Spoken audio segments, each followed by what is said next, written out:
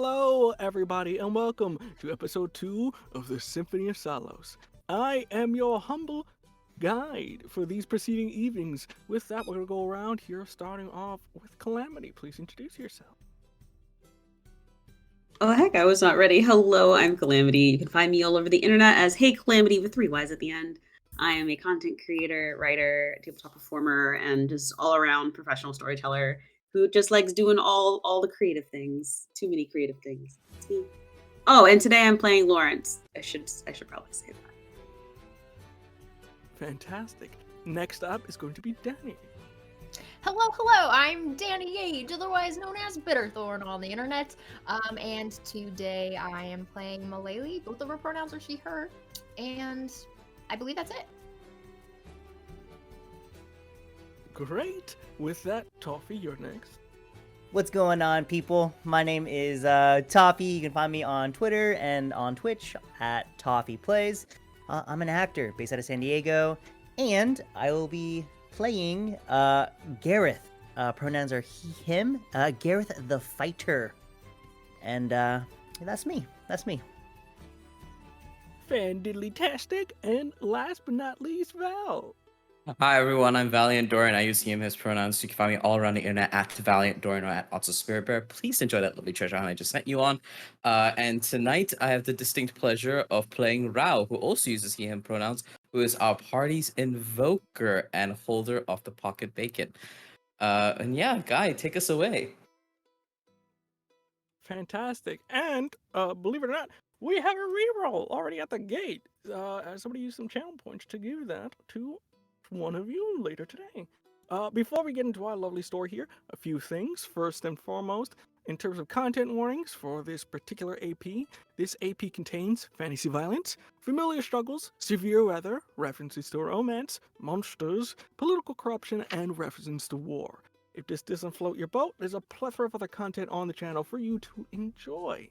Also, in terms of channel announcements, E2 On by Night is returning this coming Tuesday. So that's going to be May 16th at 8 p.m. Eastern with a wonderful cast playing Vampire the Masquerade as they enter their second season. So please join us at that time as we explore that wonderful and horrific story. In terms of other announcements, if you type !Discord in the chat, you will get a link to the Discord for a Bad House RPG, so you can join in and talk with all the lovely folks here and all the other APs that are going on. You can also type in !Donate to donate $5 to give a reroll to a particular one of our cast members here. Or you can use channel points, as someone recently just did, to give it to a lovely member here. With that out of the way, my fellow castmates, are we ready to proceed? No, I'm so scared. Too bad. Yes, fear is the mind killer. With that, we open up once again on that very familiar tavern-like area that we opened up on. It's the second night, and we can see the narrator, in which we don't see their face, only behind their head, as you see they're preparing themselves for another night in order to save their life by telling a wonderful story known as the Symphony of Scylos. The innkeep gives a very begrudging look and sound, and with that the narrator knows it's time to pay his way through his story as he opens up. Ladies and gentlemen, welcome back to the second night for our lovely story, provided by, once again, your lovely innkeeper. As you just hear, as you can see, they are ever so humbling and kind. Now, where did we last leave off? I remember exactly. Our heroes found themselves within that wonderful festival of theirs. It was a beautiful time, known as the Festival of Paragons, as they were celebrating as they usually would, until a group of unsuspecting travelers from place beyond, maybe close by, we don't know yet, had awakened a strange owl-like creature, a beast between the depths of a ruin. Upon it which it spread its wings, flew to the town, and began to curse the individuals there, except for our 4 individuals. With that, we return back to that very scene, as we must figure out, and the heroes themselves, what are we going to do in this scenario? And with that, we open up back to that same night, maybe about an hour later, as we find our party among the ruins of the festival, in a sense. You can see that most of the fires have died down. Oh, excuse me. Most of the fires have died down. And pretty much everyone that is participating, from people that you've lived with, people that you've loved, people that haven't been too kind to you, all seem to be encased in stone. As you see, in between the cracks is that sort of fluorescent blue color, as this owl is gone. With that, I would like to ask everyone, going in that sort of same order, with what are we thinking right now? What's going through our minds? And I'll start off with Lawrence. I think Lawrence is sitting there staring probably out across the water. Lots of thoughts going through his head, confusion, anger, sadness. Hasn't really been able to like pinpoint one emotion. It keeps kind of shifting. And he's been unusually quiet. He has not said much. As that mood is sitting in, we see the camera turn over to Malele. And what are your thoughts? What's going through your mind as you do see Lawrence in this sad state, as well as everybody Malele else? has taken off her flower crown, and she's kind of fiddling with it, and doesn't really know how to have these conversations. So she's just picking at each leaf and petal and just anxiously tearing them off as she shrinks in on herself, not knowing how to comfort her friends. In this sad state, we see the camera pan once more over to you, Gareth. How are you feeling in this instant? Gareth is feeling a multitude of emotions, but he really cannot stand the overwhelming silence that is happening right now. As he looks over to the people that he's with, and he just thinks to himself, I'm stuck with these people. And, he doesn't really think that, but in this whirlwind of emotions, he's going to feel that way. And as he looks at Malele, diddling with the flower crown, he is just going to just drop the greatsword off his back into the soft grass, take one of his short swords, walk up to like an old oak tree nearby, and he's just going to just repeatedly slash and hammer away at the bark out of anger and frustration until he hits it wrong, and his wrist kind of like hurts from that, so then he just drops the sword. And lastly, what are you feeling in this moment, Rao? Rao is in a position that he's not used to finding himself in. He's dreamed of getting a quest. He's dreamed of being set forward for a greater, higher purpose, but not like this, not at this cost. And I think it's the juxtaposition of like, this is the, if there's a time for him to step up, it's now. But at the same time, it's the inexperience, the naivete of not actually understanding what he's meant to do or be in this moment. So he kind of manifests this by moving his gaze between all of his friends, hand on the hilt of his long sword. And finally, his gaze goes over to Gareth, slashing over at the tree, and will walk on over and kneel by him. As he's like grabbing onto his wrist, it's like, You alright?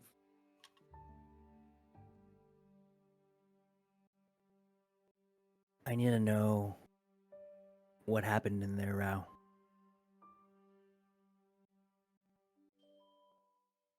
I know that you and Lawrence, you must have seen something as to why all of this happened. Simply put, bombs went off, and we didn't know that there was something underneath. The guards fell in, and what emerged out of them, out of the hole in the ground, was this owl thing, this bird. Lawrence and I had no idea it was just flat ground before. Came out of nowhere.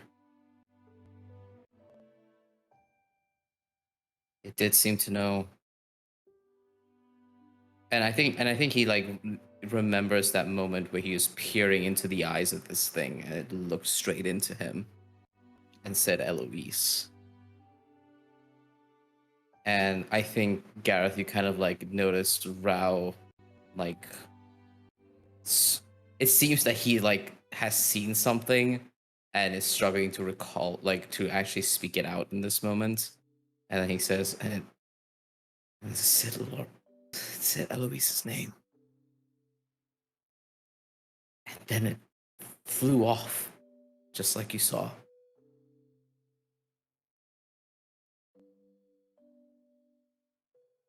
And you see him kind of like slump, leaning like onto the ground, like sitting cross-legged.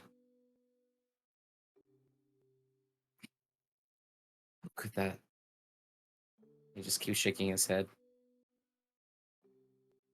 Lawrence, Malele, can you come here, please? Oh, yeah. And she kind of gets jolted out of this and realizes she's torn this flower crown to shreds, just drops it and picks up her robes and waddles over.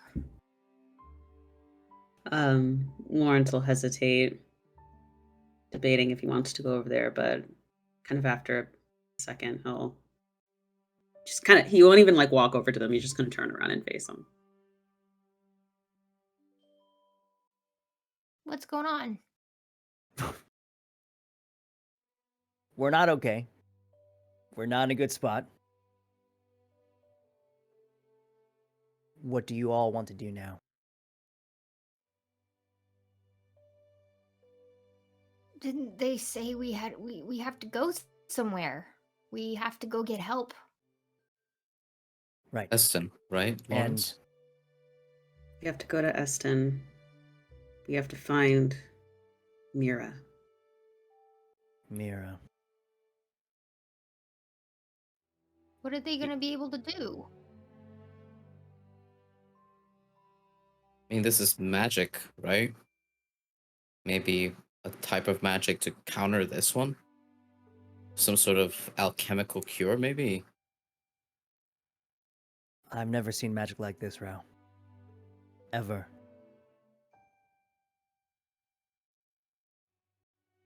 And I heard you tell me what happened out of your mouth, and we go to Eston, and they hear this. They might just laugh in our faces and tell us to go back home. Eloise wouldn't send us to just anyone.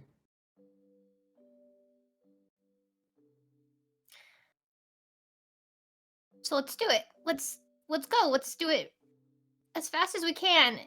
And maybe someone will have answers that we don't. Either way, we can't stay here. There's no option left but to go. And if they laugh at us in our face, then we'll find another way. We can't Wait. leave them like this. Malele, where's your boat? Oh. I turn around and I look and see if it's anywhere within sight. It's within sight. It did get pushed off, and you see there is a bit of a tear, but you could fix it theoretically if you want to spend the time to, but it's up to you. You could spend some time fixing it, or you can get walking straight away to Eston. Oh, there it is. It looks like it's seen better days, but we can get this. We can use this, and we can get to Eston with it. It might just take a little time. We'd have to take everyone off of it. Or maybe we just bring with us. That's actually valid because we tell people they turn into Yeah. stone, they're not going to have any proof. So And then we're just like, there! exactly. It might be helpful for, sorry, what was their name, Mira? To see what they look like. I don't know if we... I know I'm not the most descriptive of people, so just saying someone's turned to stone might mean nothing to them. Yeah, and maybe they can help them sooner. Mm. Okay, but does everyone agree that we should leave what's his name behind? Who's on the boat? You see, Jeremiah is Jer- like, he's almost like he's on. When the way he got frozen is that he was like, it looks like he's not gonna have like he was got his hands on the edge of it. It was ready to jump, but you see, there's like the leg is still on one, and it's just like it's almost like a weird ornament on the side of the boat now. So His foot's just like dragging in the water the whole way. just I'm just kidding. You know, as much as he was mean to us, let's bring him with us. I guess is that. Yeah, Jeremiah can come with, I guess. Perfect. It's decided. Chris, knowing the kind of the lay of the land in regards to Mar in relation to Eston, like, how is that river connecting, if at all, to Eston? Like, how far can we travel along this river to get close to it? Eston, for your mind, you're not the only thing, is actually one of the more unique places within the area that is known as Mali, as it is connected by roads, but also waterways, as it's found itself is almost like a water-like city, very sorts of like canals that come in and out, so you can travel there. You may have to pass maybe a checkpoint or two, but beyond that, you could get there via boat. And specifically where it is, if you get working, you probably can get there by maybe late morning, early afternoon. Okay, so it's like a 8-hour Mm-hmm. type of Mhm. ride over. Okay. Well, Well, Should we I get gotta get to going fixing now? the boat. Yeah, Yeah. so if you guys want to come help me, we can probably figure it out. is there And gonna then be I'll- anything from? Go grab the boat and try to pull it in for repairs. Fantastic. Now, before we jump to our scene, is there any last minute interactions we want to have with one another as you're fixing this boat before we jump to Eston and that ride there?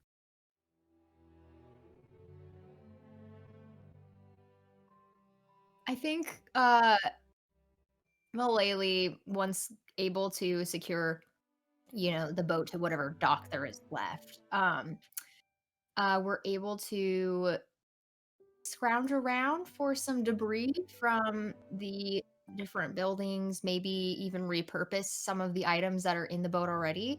And we kind of just are seeing like hammering things into place. Malele is like holding up a board while Lawrence is like, trying to cram it into the parts of the roof. And yeah, she'll just be directing people with repairs that we may need. If anyone wants to contribute. Yeah, I mean, I would be helping out with that for sure. And then maybe at a point of a small little break time, I'd like to pull Lawrence aside, and just sit him down next to a tree or whatever, away from Rao, where they can't see he can't see us. Lawrence, I know you're still a bit shaken up. Tell me everything that happened in there.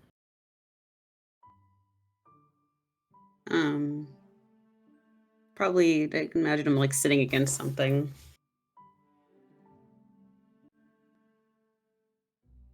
I don't know. We walked in. Guards, and there were bombs. The bombs went off,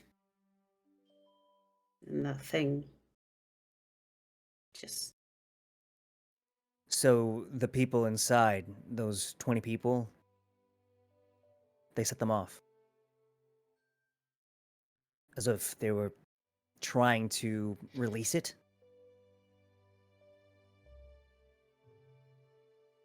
no.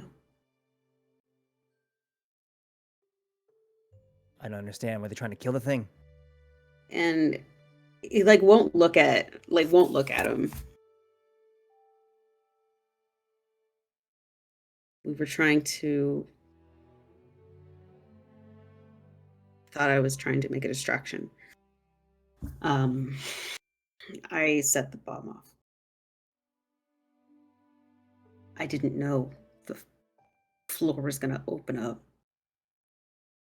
Freaking bird was gonna fly out of the ground. Lawrence would notice that Gareth's fist begin to tighten up. And it's gonna soften a little bit. Lawrence, this is not your fault. You know that, right? It's not your fault. We should probably get back to Lele with the boat. Okay. But that thing was getting out one way or another, and even though you did the thing, even though you just released a giant beast that just destroyed our whole town, Lawrence, this is not your fault. In my opinion. We're gonna fix this. I think as it is, if it's okay. As he's saying this, Lawrence is gonna kind of reach out and pat his shoulder. Say, we're gonna get through this. Right. Yeah. I'm gonna make sure Yes. of it. And kind of as that beautiful conversation dies down, I would say the last little thing in the back of your mind, Lords, was that you remember confronting this owl-like figure, and the strangest thing about it that you just can't shake off is that when it looked at you, it wasn't a look of hostile intent. It was almost the look of familiarity, of trying to see, do I know you? Which is just that little thought in the back of your mind of, why didn't it attack you on sight? Like it did with the other guard. It really slapped them and eviscerated to something and then immediately attacked Eloise and was clearly very powerful, so why didn't it do it to you? A question. Very pondering question. But over the next couple hours, as it gets more into that late night, you all begin to put the boat and pushing it back onto the water itself. As it's a group effort, and it's very clear where the repair is, because, you're in a rush, and it's not about aesthetic. As you put it back in the water, is there anybody reloading onto this thing? Because at the moment, you do notice that Eloise and also your mother, Gareth Beretta, were turned into stone in this square, so they aren't particularly on the boat. At the moment, the only person that are on the boat of concern to you would be the Davon twins, as well as Jeremiah, who's still there on the edge. And those are the only individuals that you have somewhat of a relationship with that is on this boat. Do we want to lift anyone else up onto the boat? I mean, Laylee, you're the boat expert here. We already have a lot of extra weight here. We can always take away, but granted that my mother and they were fighting the damn thing. I think they have a lot more to say as to what was going on. Right. I look to the boat. We could just take off Jeremiah and put your mom instead, and then maybe take one of the sisters off, and then put Eloise. Do we want to try that? Because it's floating right now. I don't know if it'll keep floating if we put more people on it. I mean, Can yes, Lawrence, go ahead. oh no, I was gonna ask, can I test the kind of integrity of the stone? Does it seem like Give me crumbly a- upon touching? Like It's how? like it's not in terms of like oh there's his arm. It's not like that. Like Yeah. it's almost as statues in a sense. Okay. So they're like human-sized statues. We can, but we have to be careful. Yeah. All right, I'll get Jeremiah, and Rao will go and pick up Jeremiah. And I don't think he struggles more with the way, but he struggles more with like the shape that Jeremiah is in, because it's like there's no good way to hold him. It's like the monkey erasers that they put on the pencil. It's like it goes around. It's in that same sort of shape. And Yeah, you're it's just this is just moving it. inconvenient. This is just so inconvenient. It's like, why didn't you just get off all the way? What took him so long? Like, it was so quick. How did you fail at getting off a boat? But you managed to, and almost like a Lego, take him off. Mm-hmm. And then, are we putting on Beretta and Eloise? Yeah, but Malele, I feel really weird if we just take one Davon twin and we don't bring the other one. So, I mean, I also don't want Sada to be, staring at me while I sleep. It's gonna be like a whole weird thing where like they're getting off. We gotta take off the Davon twins. No way. Okay. We'll take them both off. Just my mother and Eloise. Yeah. Fantastic. As you're taking out the twins, face complete horror, open jaw, just that, and just. It would have been a hard thing to see every day waking up, but you kind of get them off a boat and switch them with Eloise and Beretta.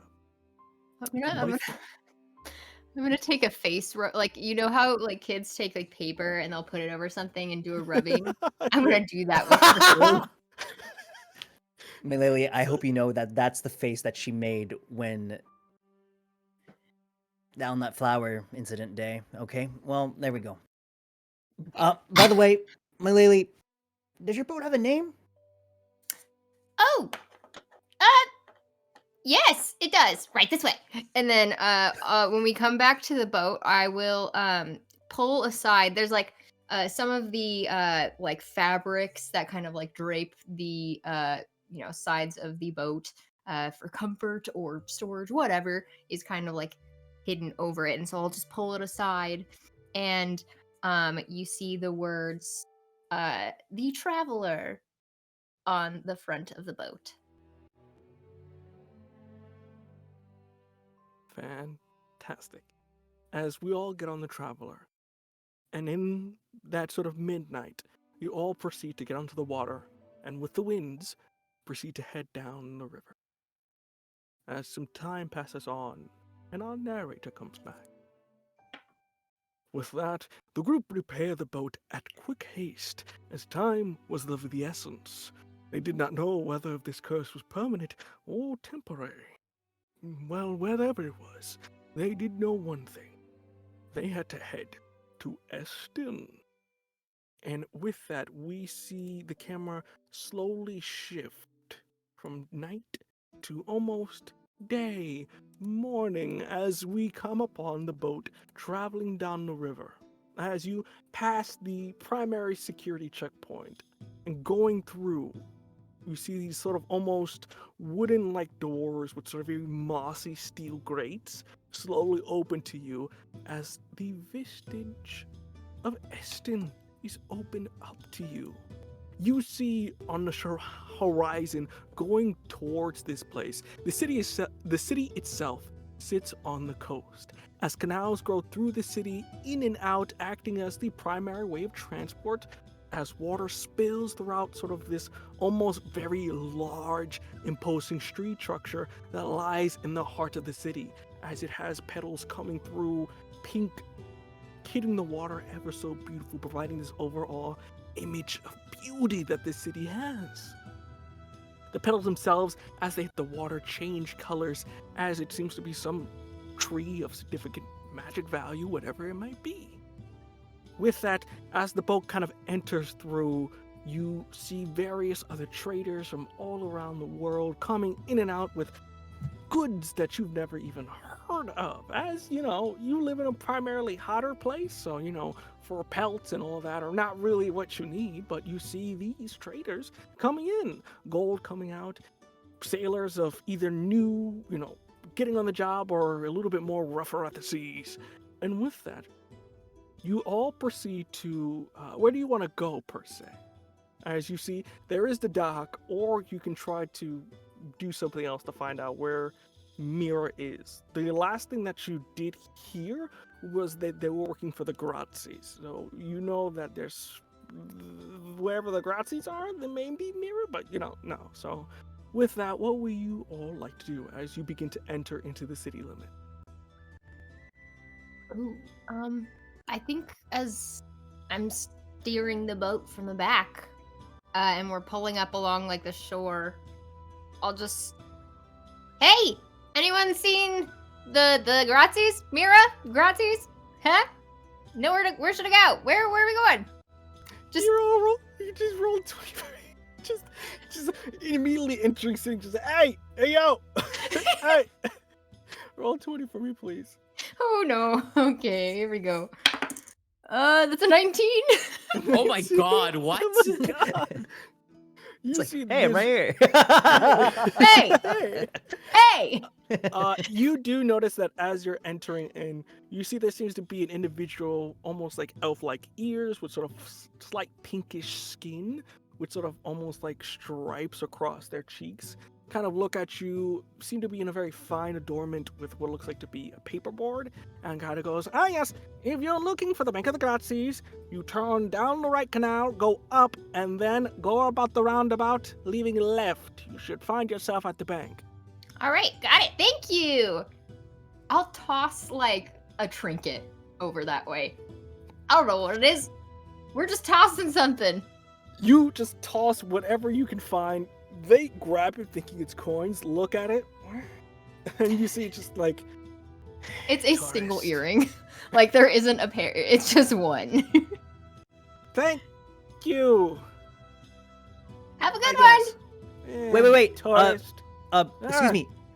Ah. It's our first time. It's my first. Rouse and Lawrence's first time too, I think. First time Don't here. vote me into this. I was just wondering if it smells great here.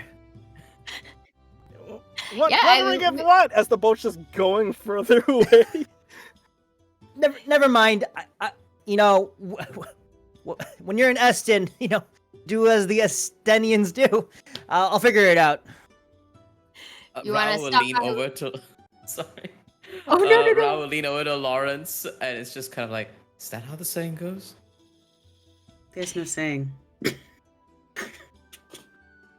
You want to stop by one of the food boats? You know, Gareth, the food boats. They're like this novelty thing. Everyone loves them. You just like boat on by and you grab your food. I had a dream about a food boat once. I knew Okay, it was we're gonna gonna happen. have to show you it. Let's go. Amazing. And then we go to the bank. And then we'll go to the bank. So you stop right quick, just very quick. You see what looks like to be, in my language, lechon, which is just pig. You see they kind of cutting it up and go, well, a very greasy kind of person, very big, heavy set, just making with the meat and just like, I'm gonna get your kids. Wait, what did he say? What do you What can I got? get you kids? What do you got? Oh. What do you want? As you see there's a line, hurry up, please. Do you have a menu? We got pig. And we got juice. So They don't do menus here. You tell them what they want, what you want. One pig, please. okay, all right. Anybody else? I'm just gonna assume that's all. And as he's kind of just preparing that, you kids seem new here. We're very new. Do we get like a Oh, new visitor special? No, What's the you're lucky I deal? don't charge you extra. Well, here you go, and you see it just kind of finishes out. Make sure that you, word of advice, keep your coin close to your pocket, and don't trust any of those people that say they can get you around the city. That's just the one way to get robbed right quick. Thank you. And Lawrence will like slide some coins over his way. Grabs it, it's on table. Have a lovely day. Hey, thanks for paying, Lawrence. I had some extra coins from betting yesterday. Kind of like almost looks like himself in that moment, just kind of like, hey. Fantastic. Eat and walk at the same time.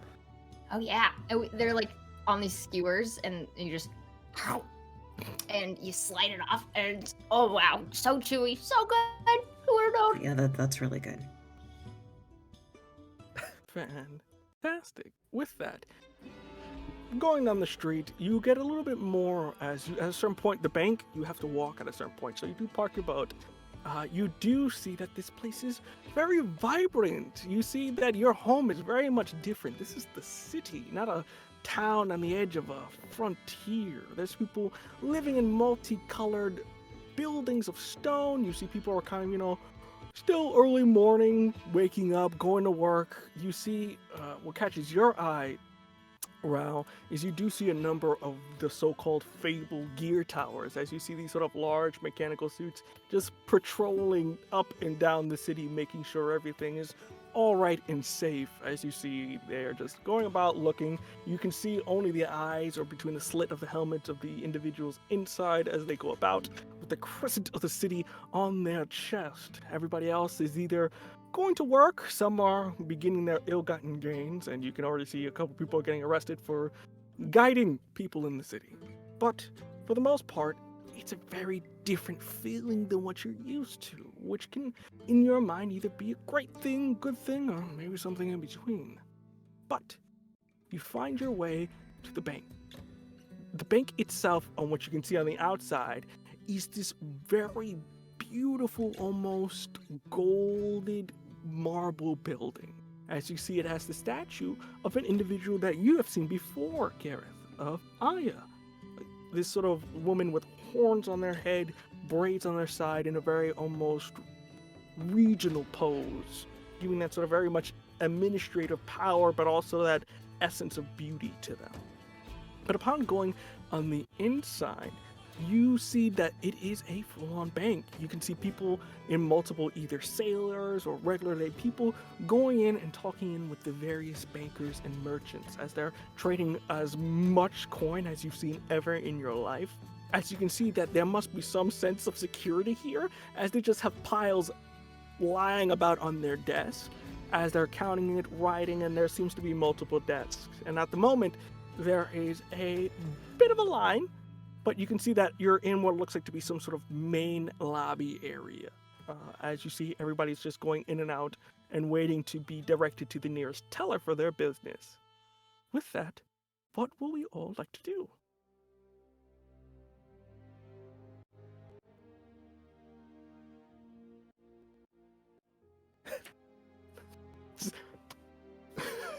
Gaze around in wonderment.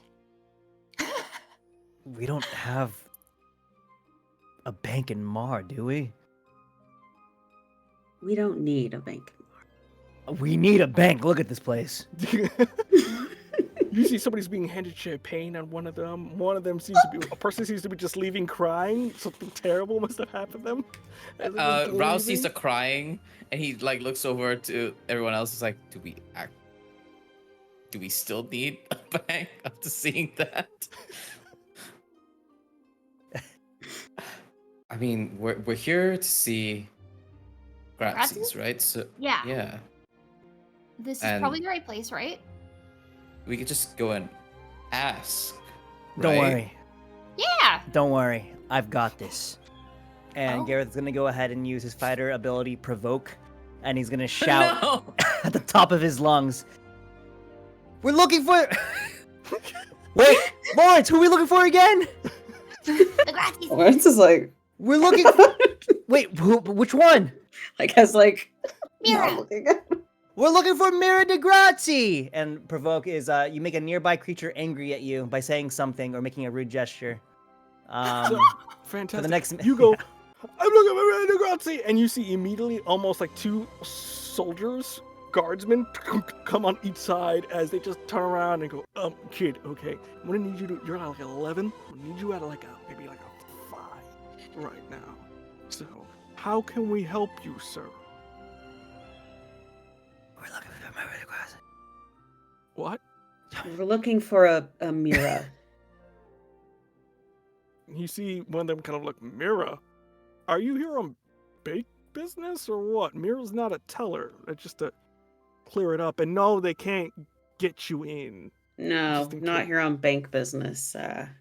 We have a message for them. Well, okay. First off, I don't know why you think Mira's related to them. It's Mira de Luna. Just want to get it right in your hopes. Oh, Corrected, just in case. But I can go get Mira, I guess.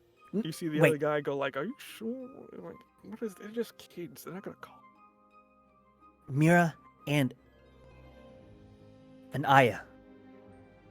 See, Aya's going to be a different story. As you see, he kind of goes, do you have an appointment with Aya? Me and her go way back to yesterday. She Years knows of me. yesterday. Right. Okay, we're going to get you Mira. We're going to do that. Aya is a very different story. If Mira gives you the all clear, then you can go with Aya. But for right now, how about you sit down? Do you want a juice box or something? Where are your parents? Just in case. You know, whose kid is this? As you see, he just kind of... everything. Rao is just stroking his beard, and he's just kind of like, I have a whole beard. You see him go, so does my son. And believe me, he thinks he's all grown too. Oof. I'll take a milk on the rocks. You're not helping me. He looks directly at you, Ra, like, oh really? The beard? And then he asks for a milk on rocks. But a moment passes, they give you a milk on the rocks, and kind of pass it to you. With that, you see coming down what looks like to be almost like that back entrance. Coming down the stairs seems to be what looks like an individual in sort of plated armor that's almost silver in nature. Their horns protrude from the front and almost go straight back. As you see, they have sort of grayish black hair, a scar, what looks like it'd be a claw right across their face, with purple glowing eyes and purple skin. As you see, they kind of walk down. Coming up, the rest of you, and they wave off the guards. Hello, my name is Mira de Luna. You called for me somehow. Do I know any of you? Quick question. Eloise said this was her sister. In-law. You've never In-law. seen this person before, Okay. yes. So, by marriage, but you've never...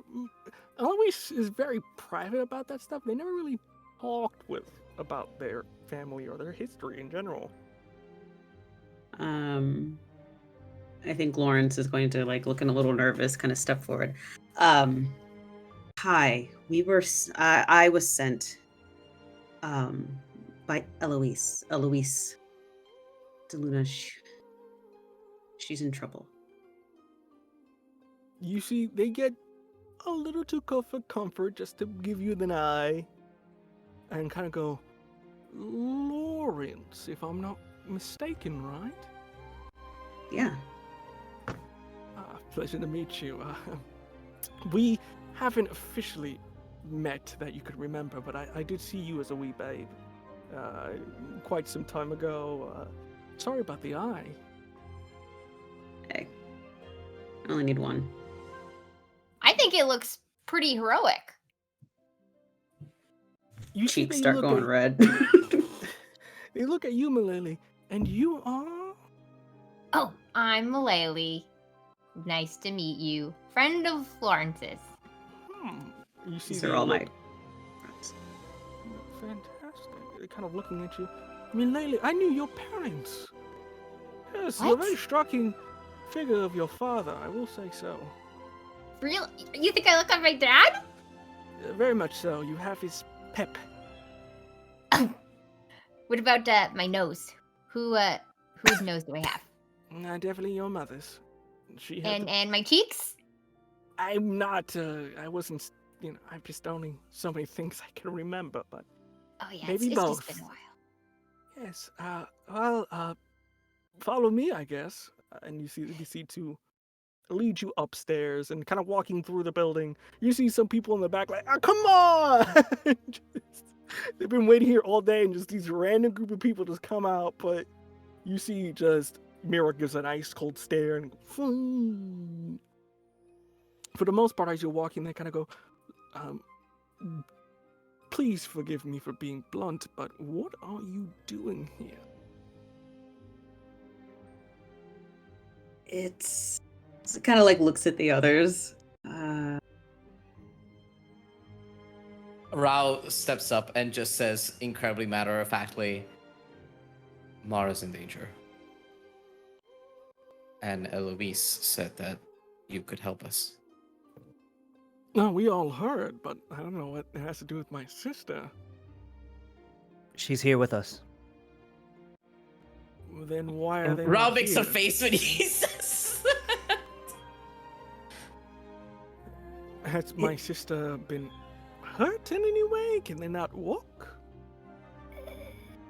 No, and then yes. Sort of.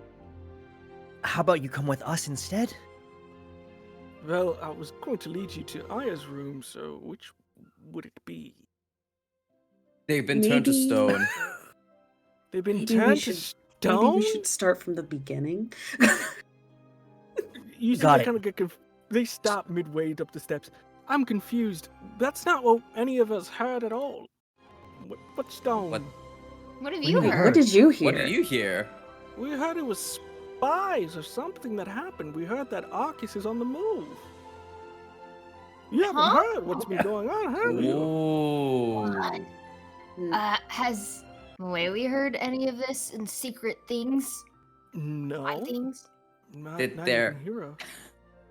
Did Who's their on the move? accents sound like Arca's accents just for like Rao's knowledge? Would he Roll have d- detected their accents? Roll d20. Roll d20. See what you get. What you see. What you.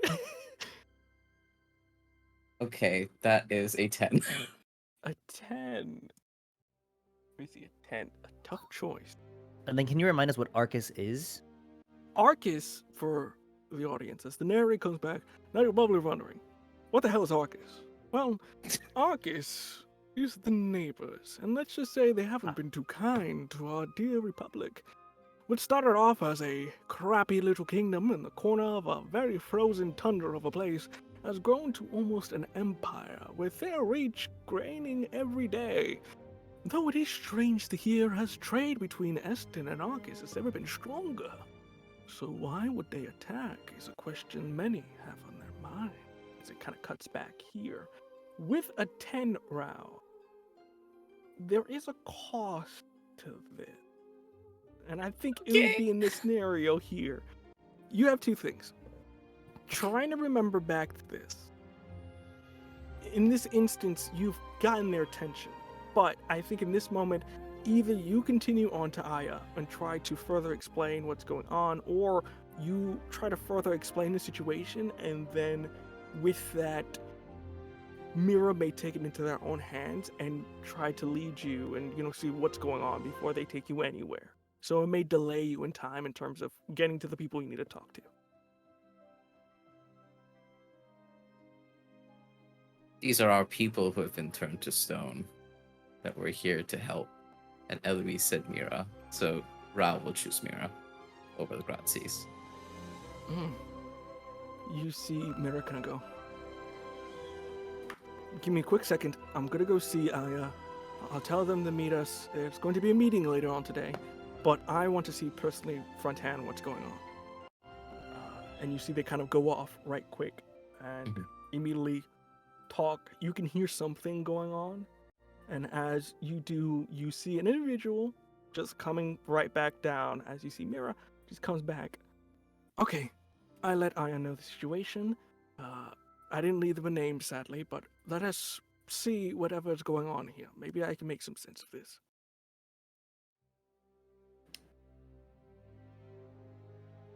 Lead the way.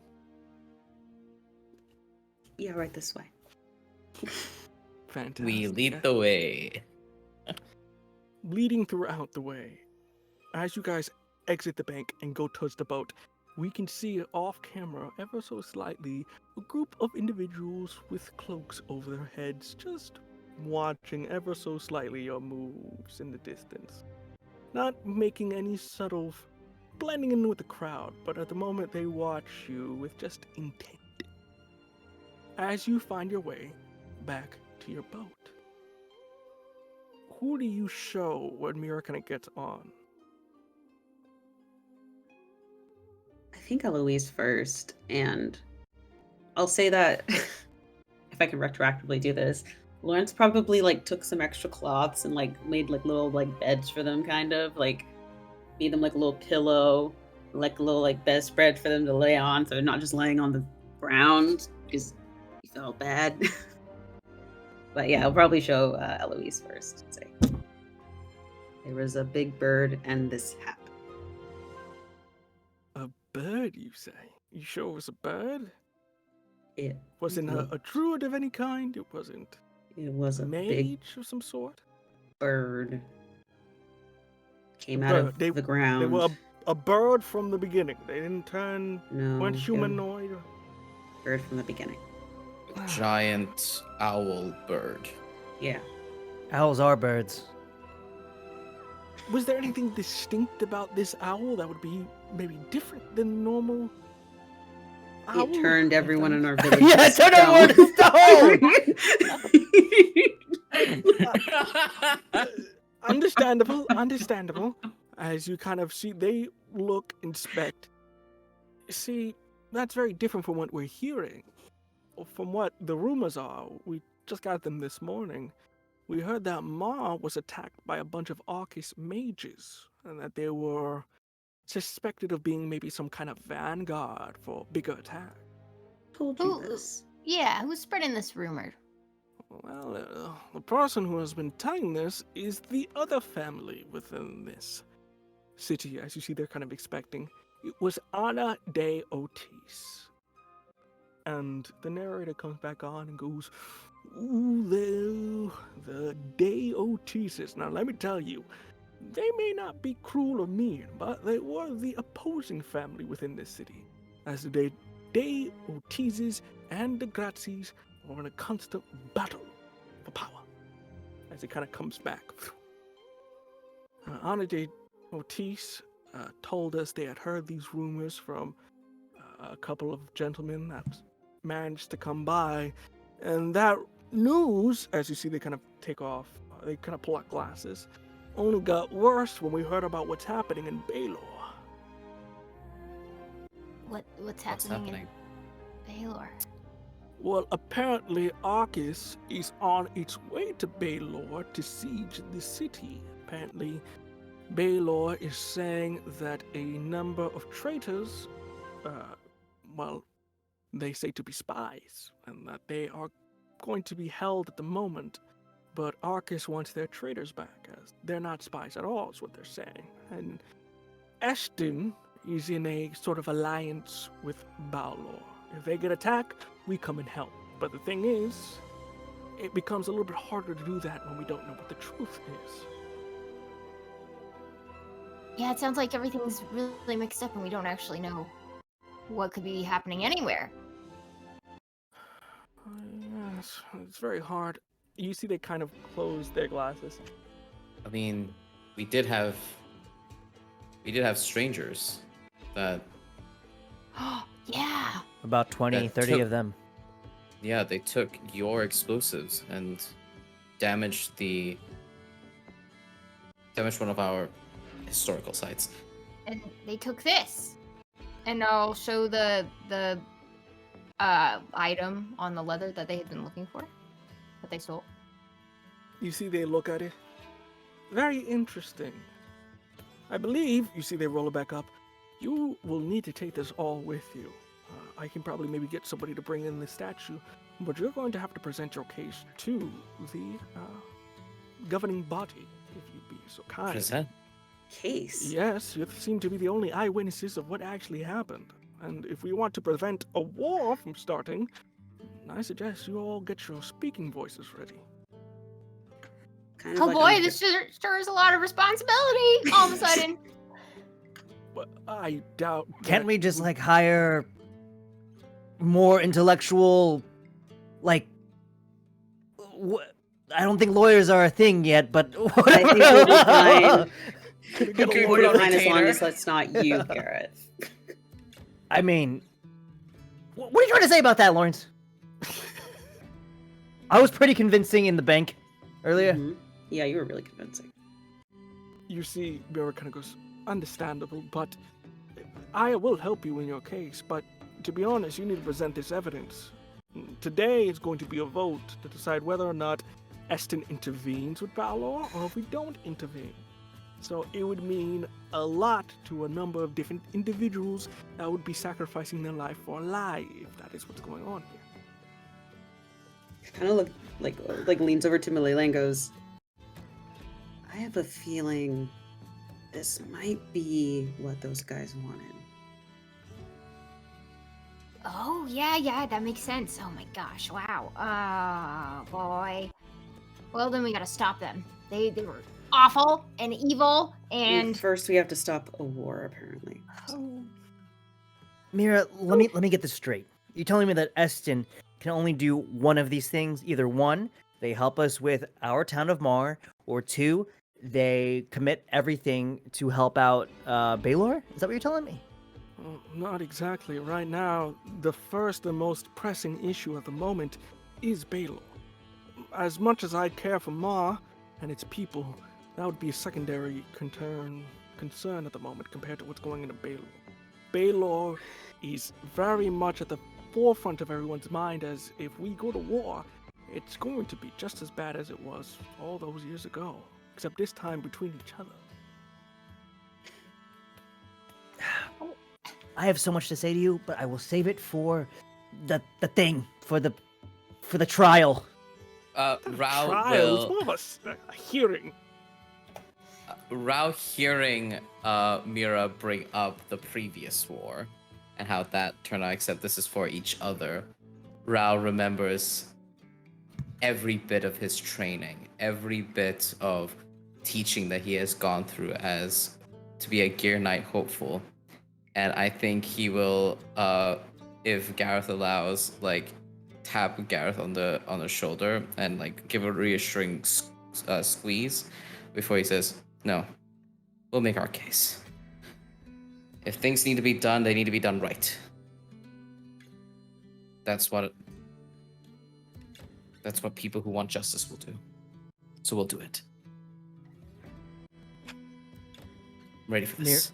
Mira, I mean, aside from Lawrence, we're strangers to you. Do you really believe us, what we're telling you?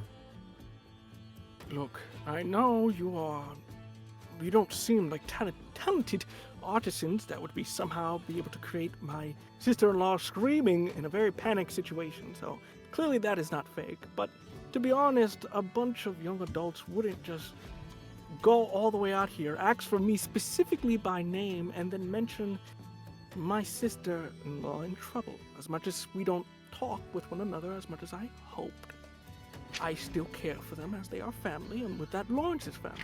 So, as long as Lawrence is assured that they want to go through this, I will help them in whatever way, shape, or form I can.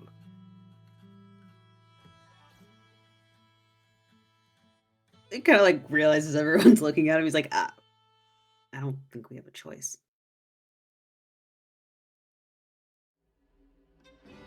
Let's do it. With this trial happen today. It's a hearing. You see, yeah, it's like, it's a hearing. You know what the difference between a hearing and a trial is, right, boy? Unless, did you do it? Did you put a curse on these people? Then we will put you to trial. Here, let's get one thing straight. And No, like I did Lawrence- not release this owl thing. As I Lawrence, look slyly over to stands up. Lawrence. Listen, all right, listen. No, well, Lawrence stands up. He says, "All right, First off, we're gonna get one thing straight. We come in and you call us kids. Now you're telling us we have to go on trial for a hearing. Make up your mind. All right, calm down. You don't have to get so fussy. It's been a long day. Clearly. Just because I drink milk does not make me a kid, okay? Yeah, it's got lots of calcium. It makes your bones strong. No, just I just like the taste. That doesn't make it better. But going on, I am going to, if you do, the meeting should be actually happening shortly today. And you see they give you directions to what would be like the senorita meeting or the main building where most of the hearings or where most of the government stuff is going on. To meet them there. And before they get off the boat, I am going to go meet with someone for a plan B, just in case this doesn't work out. Someone owes Aya a favor, and they told me to go talk with them, just in case the senorita tries to be the tricky little bastards that they are.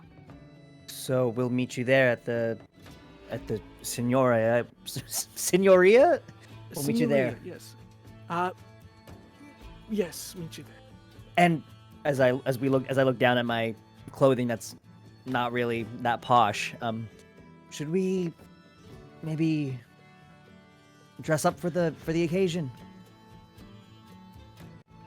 Why do we need to dress up? I'm dressed in the appropriate armor. No. I've read in many books. At trials, you wear like fine garb to show that you take this seriously. this is my But it's a finest hearing. scarf. I got plenty of things we can dress you up in. Oh no. Also, if you want, I can give me like a few minutes and I can spring together something real quick. My mom taught me pretty well on how to make an impromptu outfit. So, Rao, you're not wearing that. You're not wearing your armor in the courtroom. Fine. I'm wearing my armor underneath. Fine. That can work. Also, Mira, tell Aya the Taylor boy's in town. God, please, no, not like this. The Taylor Boy? Is that like a nickname? Is that like, like a dancer name? Are you a dancer of some sort? Or I'm a bard? a weaver of fabrics. But tell her if we can't find anywhere to stay, I'd like to take her up on her favor. Okay, Milk Boy. I will let them know. That's actually Milkman. Right. Milk Man. Like that's Disgusting. But don't tell Aya that my name is Milkman. She will not know what that means. Tell her it is the Taylor boy from Mar. The Taylor Boy. So Are just you a to boy or a identify for me, man? 'cause I'm gonna be a little confused here about your nicknames. You have a lot apparently. You're just the wanna Taylor say- Boy, not the Milk Boy. The milkman from Mars is very. The Milkman of Mar. Are you the Milkman of Mar, or are you the Taylor Boy? No, I have not ridden into legend as the Milkman of Mar. Do not say that I am the Milkman of Mar. No. Lawrence is like, My that's mother- actually what we all call him, the milkman of Mar. My mother Beretta, as I gesture to the other statue, which is Beretta, I worked at her shop, and we had the pleasure of having Aya in our shop last night. Would you believe it? Yesterday morning. So, ha. I mean, anything. You're a whole freaking enigma, Milkman. So I'm gonna go before this gets any more awkward for me. Especially that this is in the street. You see a bunch of people going like, no. Rao is hiding his face. And like I think he's like with Mulayli and Lawrence, and like at one point as like Gareth says Milkman, like buries his head because Lawrence is taller than him, like buries his head in Lawrence's shoulder. And it's just like this can't be happening. This can't be happening. Lawrence is like, I'm too tall, I can't hide. He's so upset. Fantastic. As Mira goes off and the rest of you prepare yourselves, I will say some time passes by unless anybody specifically wants to do anything or get anything out the way before we cut to the Senorita meeting. I mean, I just whip up a few little outfits. Maybe we visit like a little tailor shop to get some base stuff. I think that Gareth would wear like a basic. I don't even know like what's the equivalent of like a suit and tie, but just like a Yeah, just a very formal attire, something of a yeah. just, a very formal attire. And you get it very quickly. Luckily, you still have some coin left over, just from your own personal funds that you're able to just get a quick little get up. As you all, nobody has anything else. Anything else? Yes. Can I roll to hear the gossip about town?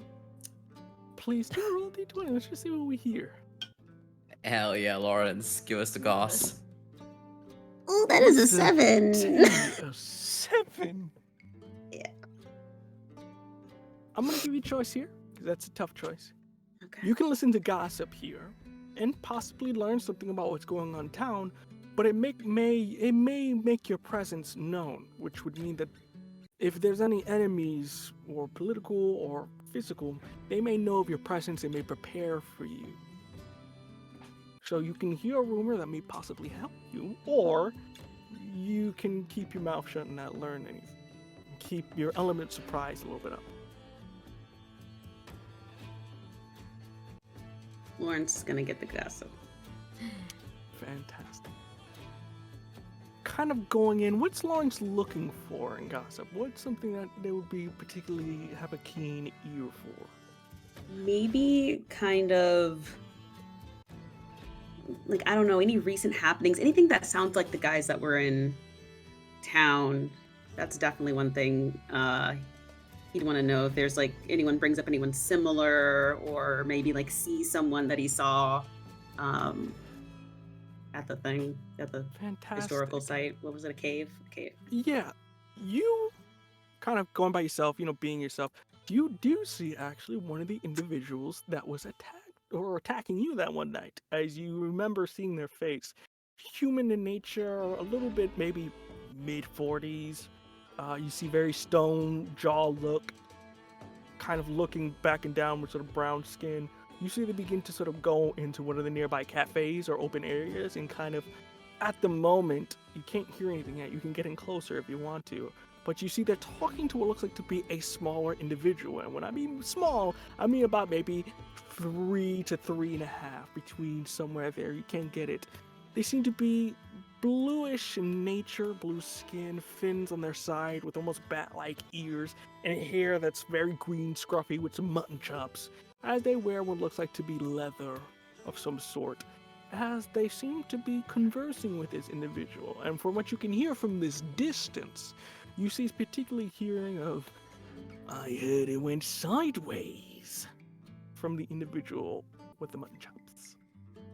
He's gonna pull his scarf. It doubles as like a hood. He's gonna kind of like pull it over his head and kind of look inconspicuous as possible and get closer. Getting closer, you begin to hear the conversation. The man kind of, "It was crazy, alright? We were doing the job, just like we were paid to do, and all of a sudden, these freaky kids come out of nowhere, and immediately blow a hole in the place. We didn't find the crown, that was a lie. We kidnapped the kid and the librarian, but for the most part, we don't know where it is." You see the guy kind of, what a toothpick. "And I see that's not what we paid you for. We paid you for the Emperor crown, so you're gonna find it, or you're not gonna get paid your other half. My client said they want the crown, so you gotta find it, okay? And how about you don't come out in daylight yet? You never know if these kids could be coming here." He goes, "They're not coming here, okay? First of all, they're just as crazy as you. One of them just killed one of our guys, killed Alvarez, straight up." "Yeah, which one?" "Yeah, freaking, you got a giant sword or something, something's back, Gary, something like that. So just be on the lookout for that one." But he killed him. Cold, but he left someone to die. He was like, it was cold. Like, even by my standards. He goes, "Okay, alright, calm down with the theatrics, okay? He killed someone. We've all killed people, okay? Just I haven't killed anyone. see what you can get out of the librarian and the boy, Okay. He goes, all right. And you're paying for the coffee, right? Yes, I'm paying for the coffee. Get out of here. He goes, thanks. And proceeds to go off, and you see the guy just, I'm surrounded by idiots. As he gets up and proceeds to walk off. I think Lawrence is so shocked upon hearing some of that. He just sort of like stands there a second, kind of forgets he's supposed to be sneaking. And then as the guy gets up, he kind of like ducks into the shadows again and proceeds to go back to where everyone was, getting their new clothes. Fantastic. With that, we smash cup to the Senorita. As we are walking towards this building, it's probably it's about afternoon, maybe it's still like mid-afternoon. It's not late, it's not early, maybe around 3, 4. It's hot out here, so even when you're formal attire here, Gareth, it's a little hot. It's a little hot. You have to get a little water to sprint yourself. You really wish you kept those rocks, the ice, as it's a little hot out here. But as you get inside, it's a little bit cooler. And coming inside, it is quite a marvelous place that you're in. At the moment, you are in what looks like to be some sort of lobby, but entering towards this building, you can see that it is within that sort of large tree structure that's in the middle of the city. And you guys have to kind of take almost like what is like an elevator of sorts. That it's almost like this sort of wooden ground that kind of clamps up, going all the way up to what looks like to be the high ceiling point where most of the branches are. And as you enter in, you find yourself surrounded in the room with multiple statues of what seem to be the Paragon. And for you, Lawrence, you can see that there are plaques with the names and the deeds of the individuals, and you do see 2 individuals that seem to be your parents, as you see they're holding hands with one plaque under there. There's also a number of other senators here of different, they seem to be some sort of merchant of some sort, as they're all waiting, talking with one another. You do see Aya in one corner, but as you enter into this main room, what are we doing?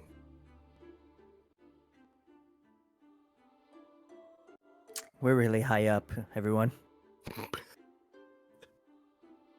What do you mean? I've never been this high before. I'm a little scared. I'm a little wobbly on the knees here. You got this. It's okay. Hold on to my arm. Chin He up. holds his arm out. I legit have one hand on both Lawrence and Rao's shoulder. I'm just like, okay, yeah, I'll be fine. I'll be fine. Would you like What a a- milk on the rocks to calm you down? No. Maybe already if we calm. warm it up, it'll calm you down, like a warm milk. How? Like a warm milk. You want your warm milk? We didn't bring your blankie, so we can't really give you your little nap, but we can at least get you some milk. Wait, Lawrence. Those statues over there. Yeah. They look like you. Those are my parents. Well, You have your mom's nose too. I do. I'm sorry. Like I knew you had your ward, but like who? Oh, that's cool. How does Lawrence's face look in this moment? Because that's what I was paying attention to. Probably like a bit sad, but also proud. Definitely proud. So Yeah, why I think- haven't we? Sorry, go ahead, Rao. No, Rao kind of like leans over to Lawrence and is just kind of like, a lot of news for you in the past 2 days, huh? Yeah. Squeezes your shoulder. Thanks. So you're like a kid of like celebrities here in Eston, is what you're telling me. Like Paragon's Call, like I mean, I know they were a big deal. You know, I wasn't a big fan of them, but It's a little a lot of hard people loved them. when they're not around, you don't really get much of that fame. Sorry. It's fine. It just you never really talked about them much, and They're not here. What's to talk about?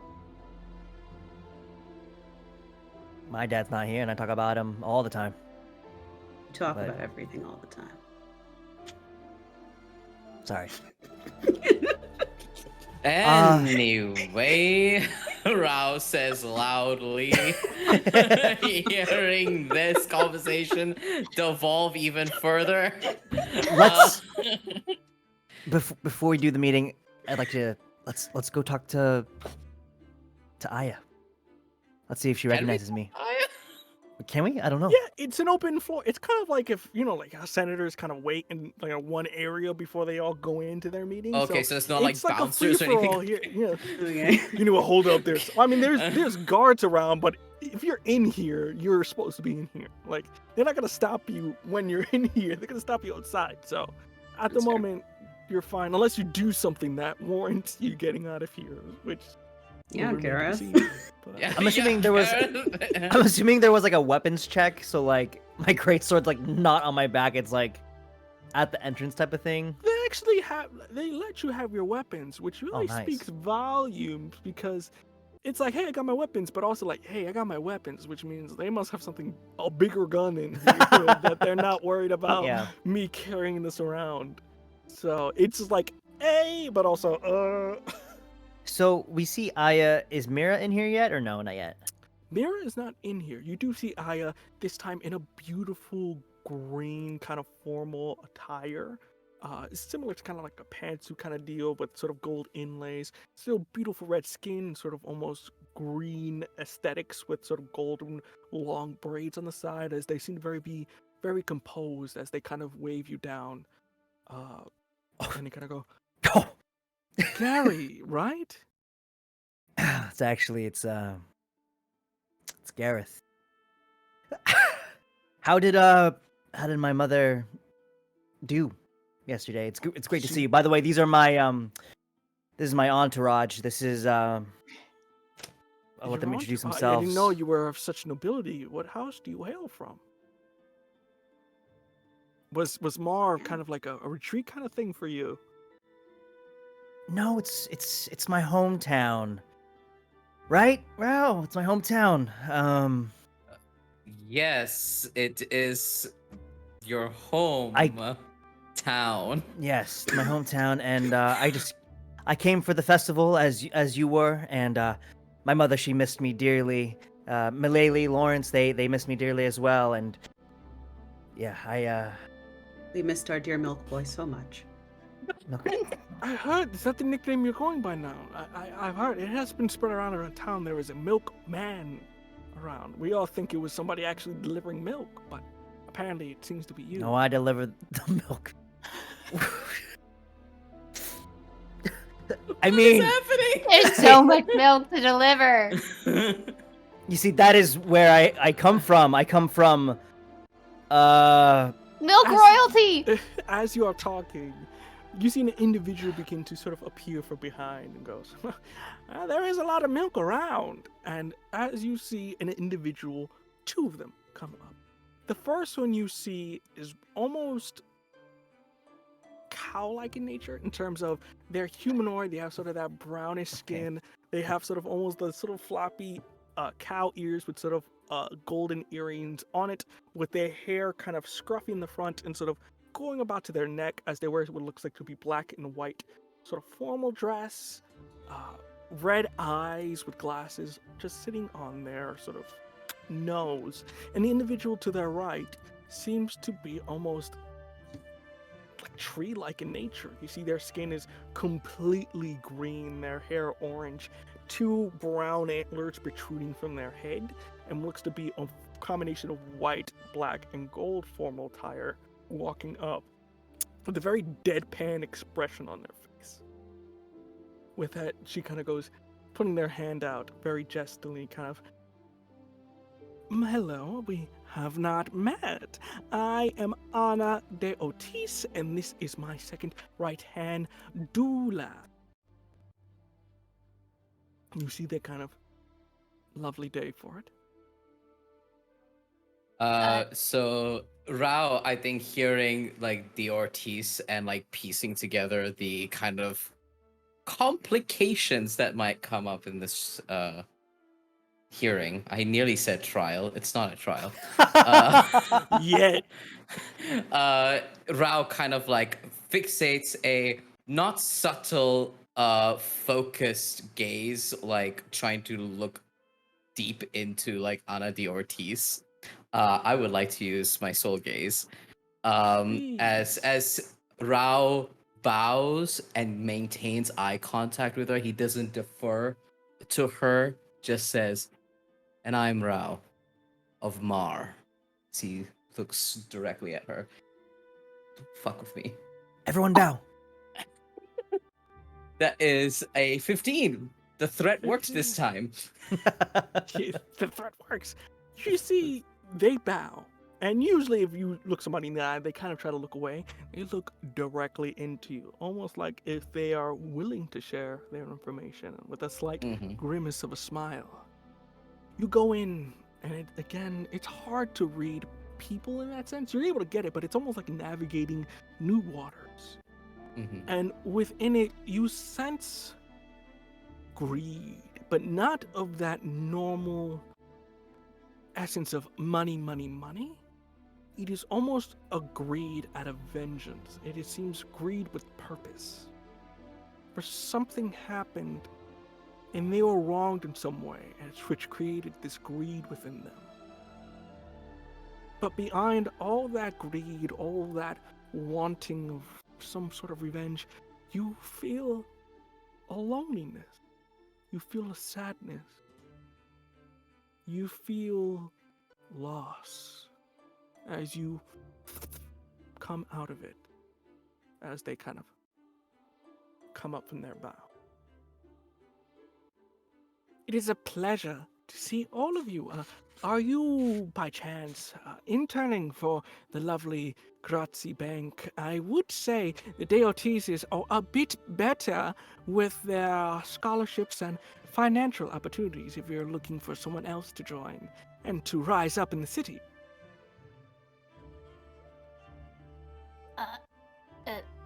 No, I don't think we're looking for any of that right now, right? I mean, We're to attend this hearing. Oh, to attend? By chance, you are from Ma? We heard the terrible news, didn't we, Dula? You see Dula responds, "We did. We heard something quite terrible happened to your city Yeah. or town. Yeah. what were you heard attacked by was mages?" it's not the truth. And yeah, we're see. from Mar. It's my hometown. Ana goes, "Well, I am concerned if this is not what we heard. Thank you for coming and bringing it to attention. I'm very eager to hear the news. I will say, this is a bit of a political thing you kids are entering to. I know you're from humble fields where cows give you milk everywhere, and, it's frolicking all day long. But for the most part, there are some things here, so if I get a bit nasty, I do want to apologize in advance. I am representing my banking and also my political alliance within the city, so please forgive me. It is nothing personal, it is simply business." Where did you hear all of this stuff about Mar? Well, I had a traitor in Mard. A traitor, not a trader, but a trade person dealing goods. Come in and very night, it was the party. We were all there, I was there included, as he came in proclaiming that Arcus mages had somehow turned the people of Ma into stone or attacked them somehow. Where did he get that information from? No, we didn't cross-reference, but, simple trader, they come by the dozens. Stories guys- abound. Guys should really learn to get sources for your information. It's, it's an ethical thing. You want to make sure you have sources, Curious that they escaped the onslaught. Well, you see they look at Dula. It is a blessing that they did make it. And they kind of point to you, Milady. And what is your name, darling? I didn't catch that. Though you may call me Milady. Milady, what a lovely. No, it's Milady. Oh, your name is Milady? Yes. Uh-huh.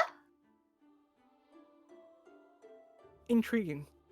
You see Dula kind of just on the side, almost like writing, almost like taking meeting notes. Have you been writing everything that we've been saying? As you hear scratching as they're writing out what you literally just said. I am a very, woman of the people, and I do like to take my meeting notes as I'm a very busy person, and Dula is so kind and talented to take notes. I do keep up on the current events. I try my best. Well, a pleasure to meet you both, Dula and Anna. Two things before we get into this trial meeting. Please do. One, are there hearings every single day? How often do you have to come up here to this grand tree and do meetings like this? Well, it's business in Eston. You have to do trading. Alliances was one of the big ones. We had to make a formal alliance with the other city-states to protect ourselves from the onslaught of the Arcus.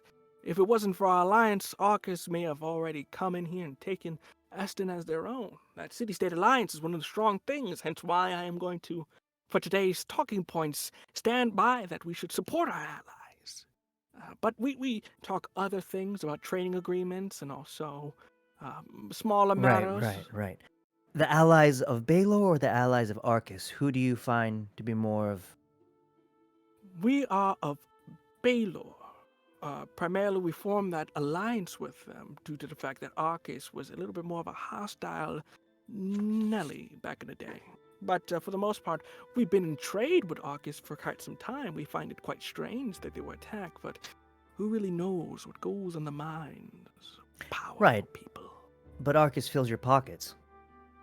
At the moment, but other trade can be found. Everyone wants to trade with Eston. We have the most plentiful supply of sapphire mariposas.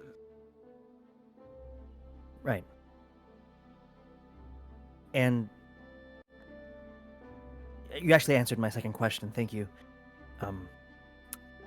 My pleasure. Always ready to feed the young mind with information. Rao looks over to Gareth with an approving smile. Because he cut right through the heart of the matter. He just nods. Ooh, I'd like to kind of give Gareth a kind of little smile too, as I if the GM permits, deactivate the listening device that I would have possibly used an action point to record her conversation with us. Fantastic, as you just Wait, what? You have a skill sorry. that does that? For my information here, when did you start is my question. I think when we first started talking to her about the, what are they called? Where she got her sources from. Fantastic. So you may want to write that down in terms of what Yeah. that recording is, just for the tidbits there. As you have that conversation recorded, and they don't notice. Again, there's a lot of people have distractions, but they do go off with Dula. And as you guys are kind of, before you get a moment to breathe, you see that the doors open as you hear one of the men go, "All right, everybody, we are ready to start the meetings. Please take your seats as the hearing is about to begin on this lovely day." You see Aya kind of go, "All right, are you all ready to make your case? I No. don't want to put pressure on you, but We need just a private moment, okay? We can't. No one goes into a trial improvised, okay? you keep saying Right. trial." Team huddle. Everyone take a knee. Okay. Okay. Just immediately. Okay. I think we're a little in over our heads on this. Yeah, A little. a little bit. A lot. Who's leading this? You I tell feel like- us, Sir Mar. Yeah, I feel like you kind of are equipped to do this. Okay, I kind of got blinded by the glamour, the lushness of this place, and maybe I'm making myself a little bigger. So what? That's not the. We'll talk about that later. Right? But you you were able to ask her the important questions. And if you need, I have a recording that you can listen to back if you need to. I don't know if it'll come in important at all, but it's there. I mean, yeah, we'll use that, but it's not us versus her. It's As us far about as saving we Mar. know. I think we just gotta tell him everything. This Yeah. whole, I mean, listen, they're talking about Arcus, they're talking about things, but we know there's a giant owl, right? We know someone stole from you, Malele. Right. And We know that people tried to get into that site that released the owl. I think there are truths and half truths here. I So, just feel like she's a little shady. I feel like a lot of her. oh, for sure. I live Everyone under in her eyes. politics is shady, my lady. Yeah. No, yeah, this is but different. it's especially shady. Like I feel like all of her interests are fulfilled if this happens, and we have confirmation from her If voice. what exactly. happens? Sorry, there's so many things. If what Oh, happens, my if lady? there's a war, I think she Mm. gets everything she wants with Eston allying with Baron Baylor? Baylor. Yeah, and and we have proof of that based off of what she just said. They don't really have sources that what they said is right, so maybe people will take us a little more seriously if they can see that they can't really listen to her claims about how they got this information about what happened at Mar either. You just Yeah, have to make I sure think- we're believable. Yeah. We gotta start from the beginning. I think Malele, you gotta tell him what happened to you first, because that sets up the whole. Yeah. Something's just not right here, and you see like Rao is like shaking his head, and then we all tell them what we saw. We know that we're right, and that there's truth. Something. They must hear that. They have to.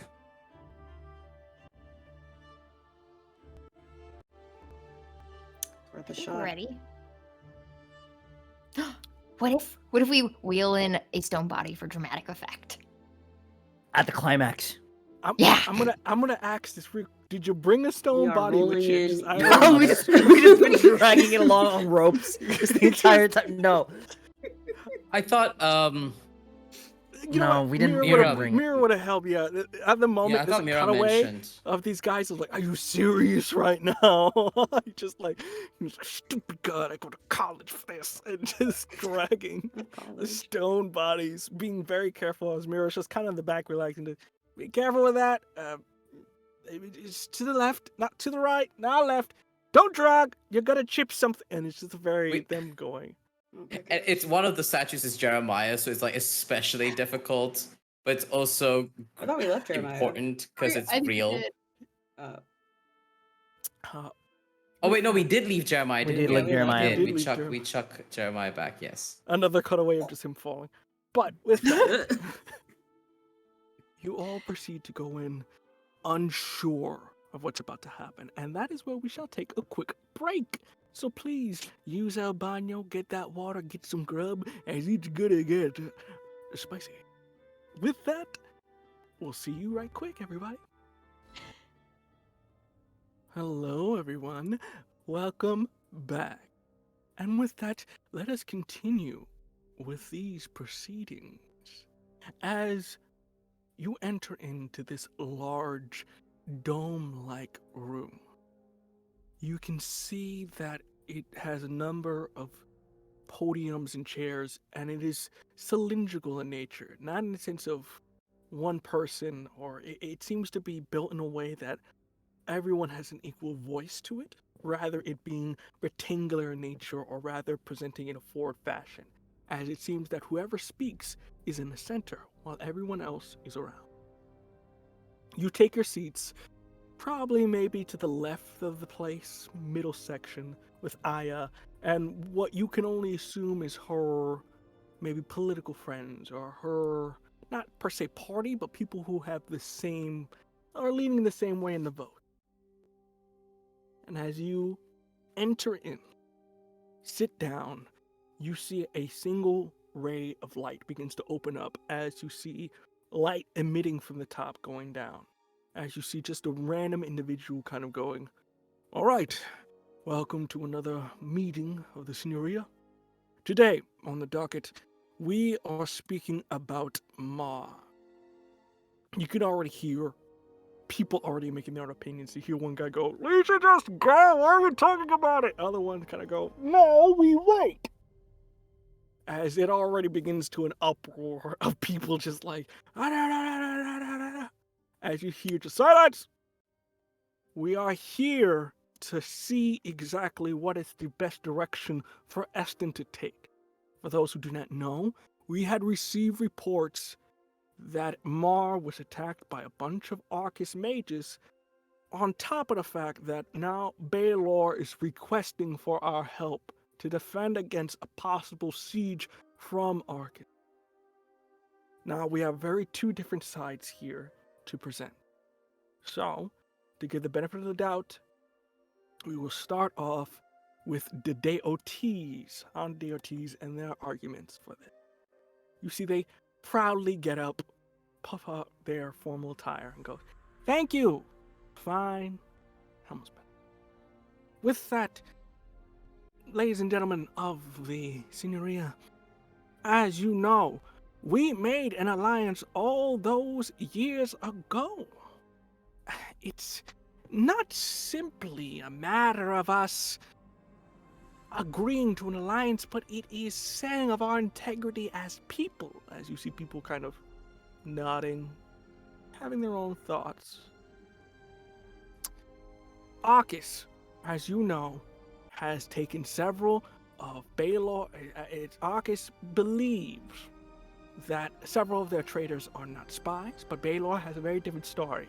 Are we going to believe the kingdom of people whose main stages of progression has been conquest, has been to take out their former enemies and accumulate them into their own empire?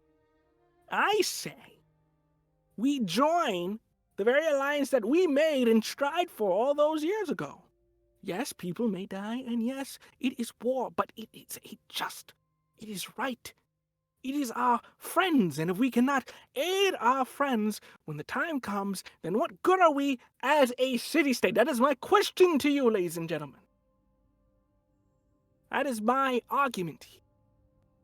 That we stay true to our word, just as the Paragons were true to theirs in protecting our people. And you see there's people kind of, "Yep, here," as you see there's kind of just a clapping and just hitting whatever wooden structure they're in.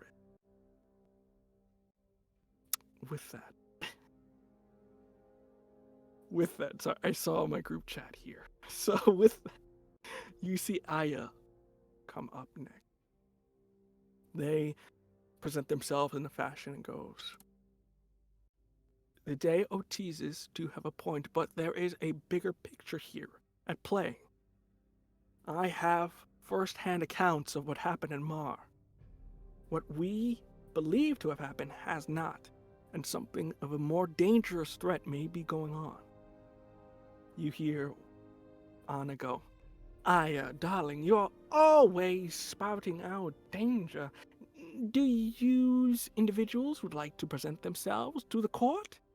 You hear a number of the people like, "Yeah, hey, yeah, you got a point." Aya goes, "Yes, and they who present what they know in their first-hand accounts before we make our decision." You see the speaker of this Signoria kind of goes, "Very well," and kind of gesture for as many as you want to come and make your point. Yeah. I think Ra would want everyone to go up. I don't know how everyone else feels. Because we're all in this together. Yeah. No. Everybody now, together. No. Meeting over. They're done. We're going to war. Malali will grab Gareth and Rao and link arms with him. Oh, okay. It wasn't like y'all are you're a bad for speaking. Yeah. We link arms. Yeah. Lawrence, take my arm. No. We can't. God. Okay, Come on, we look We're not- silly if all three of us are and you aren't.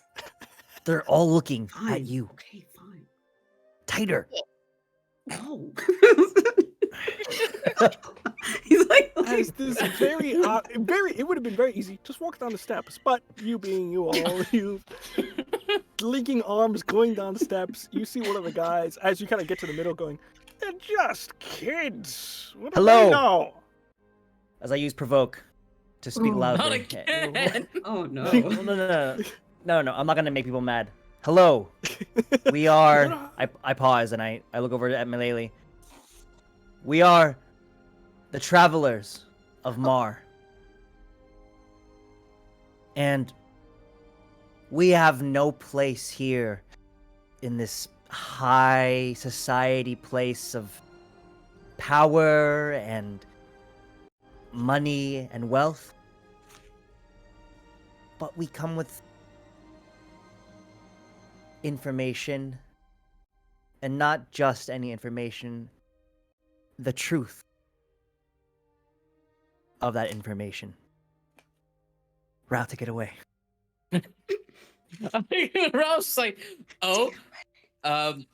He clears his throat, looks at everyone, and there's this moment of naivete. He remembers the stories of his cousin Sophia when the Gear Knights undoubtedly had their day in a hearing setting where they had to explain their side of the story.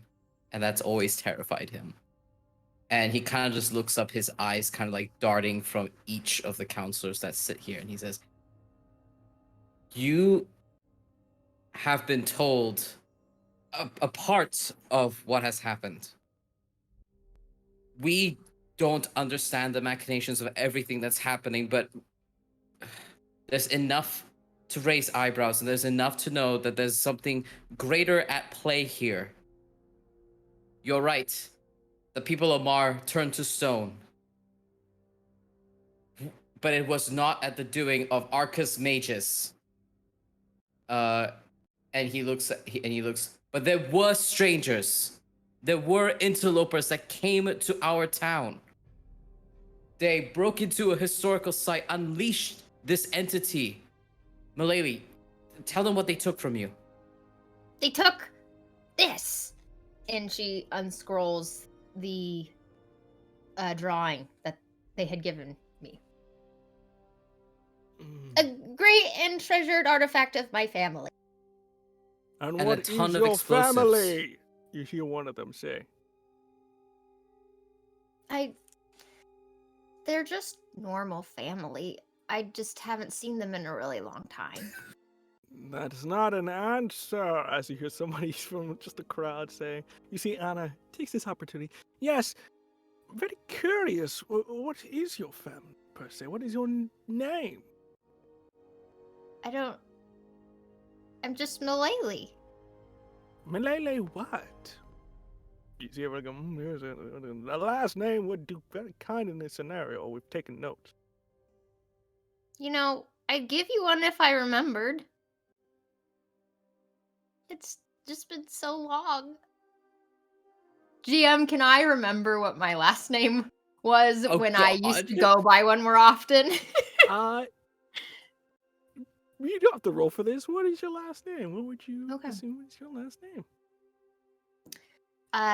You see me thinking really hard for a minute.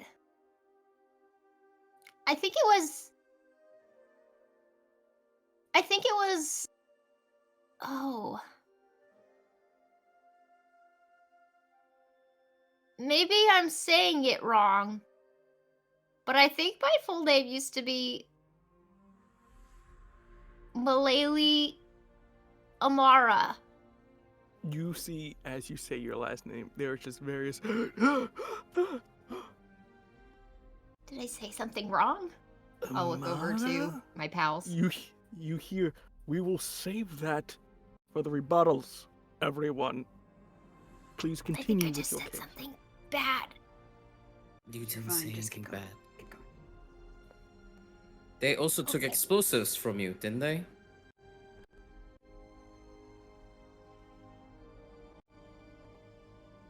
At Malele.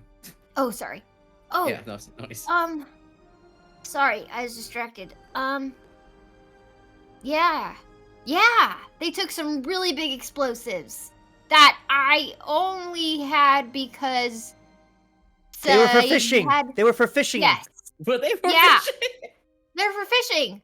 I have a small side business doing fishing sometimes off of my boat. It's a really highly effective method. It is very quick. You throw it in and then they die and then they float up to the top. Lawrence is looking at all the exits. It's one main exit. You can rush it if you can. You're thinking about who you can carry. Maybe Malele. The other two. I they're would- gonna have to run. The other two you're gonna have to I would run. like to use Silver Tongue as an action point. It says use quick thinking and charm to evade suspicion. I will use this moment to try to provide a fishing anecdote that will make people understand. I've been alone on my own for a really long time, from a really young age, and this was the only way I really knew how to take care of myself. And it brings in enough money and food for myself, so can't be that bad, right? So for this move, there are three choices that you have to. I have an answer here in terms of what they're thinking. You have to match it up. There is either ignorance, is that you didn't know any better. It was a genuine mix-up. There is graft, which is you offer something valuable from your inventory to make that go away. And it was graft, ignorance, and orders. Someone with authority commanded you to do it. So in this instance, out of these threes, orders, ignorance, or graft, which one do you think that they're most likely Oh. believing this was? Ignorance, very much. Correct. As they're like, that's not the way to do it, but kids these days they kind of let go of that fact of you were carrying explosives, but they kind of move on by that. Yeah, they took the explosives and then they harmed people with it. Right, Rao? That's what we're trying to say. Yes, they Okay. harmed. That is where the entity sprung from. My companion and I, Lawrence, were there at the site. We looked this entity in the eye. So We this were nearby. story. We were You nearby, keep me and saying Milele. Yeah. Entity, what was it? An owl? You just hear someone go, and I- what? A gigantic owl with magical abilities. It turned our friends, our family, to stone. An owl. Clearly, it I was no don't- normal owl. An owl bird? The biggest owl bird! The biggest of birds I've ever seen! That was an couldn't- owl. It could control the weather. It was an apparition of some kind. I don't have a picture or a drawing because I don't think a thing like that has ever existed ever. Okay, all right, boy, all right. Don't call me. Lawrence is gonna kind of say, "It's okay. It's okay." Do you have these statues of some sort of these afflicted beings as proof? I actually do. Yes. I'll be right. Please And provide one of proof them, that- one of them is my mother. Okay. Who's your mother? Who's yours? Nope. You see just Aya in the back going, what in the... It doesn't matter her name. You keep... If it was your mother, you would want the same treatment. You would want the same help for her, wouldn't you? You see Exactly. one of the guys, he's right! Shut up, Roll them guy! out. Roll them out. Rolling them out, you see Mira. You see just the two of Eloise and Beretta. You see someone go, Beretta? Intriguing. Who said that? Can't find them in the audience. You do see they're on Anna's side. You see the Nice. main speaker kind of... Anything else you would like to say before we open the floor to so many questions that I think people are starting to form? Yeah. We don't have an agenda. We're just trying to prove what happened and what we saw. And I hope you remember that. I also want you to remember this as I use provoke again. No, God. This man. Some of you want war in the pursuit of peace. Some of you don't want to help Mar because you see us as a small, sleepy town, which is true. But we as a people have been affected. And who's to say that Eston, that Baylor, that Arcus aren't next, or any of the other continents across the sea? We don't know where this thing is or when it will come back. And for those of you that want war, as I glare over at Ana de Ortiz, how can you have a war when you have no one to fight in it?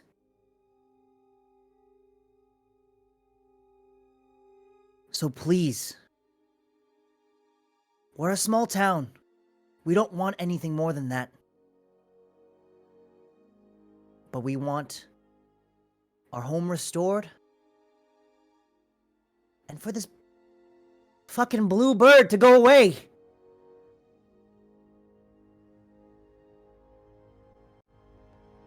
see the gentleman. Who's with me? Yeah! No one following suit. They're just like, okay. They were good. They see the speaker was gonna like, thank you for, and nope. And kind of goes, opening the floor for any questions. You see Anna speaking to themselves with Dula, going over the notes.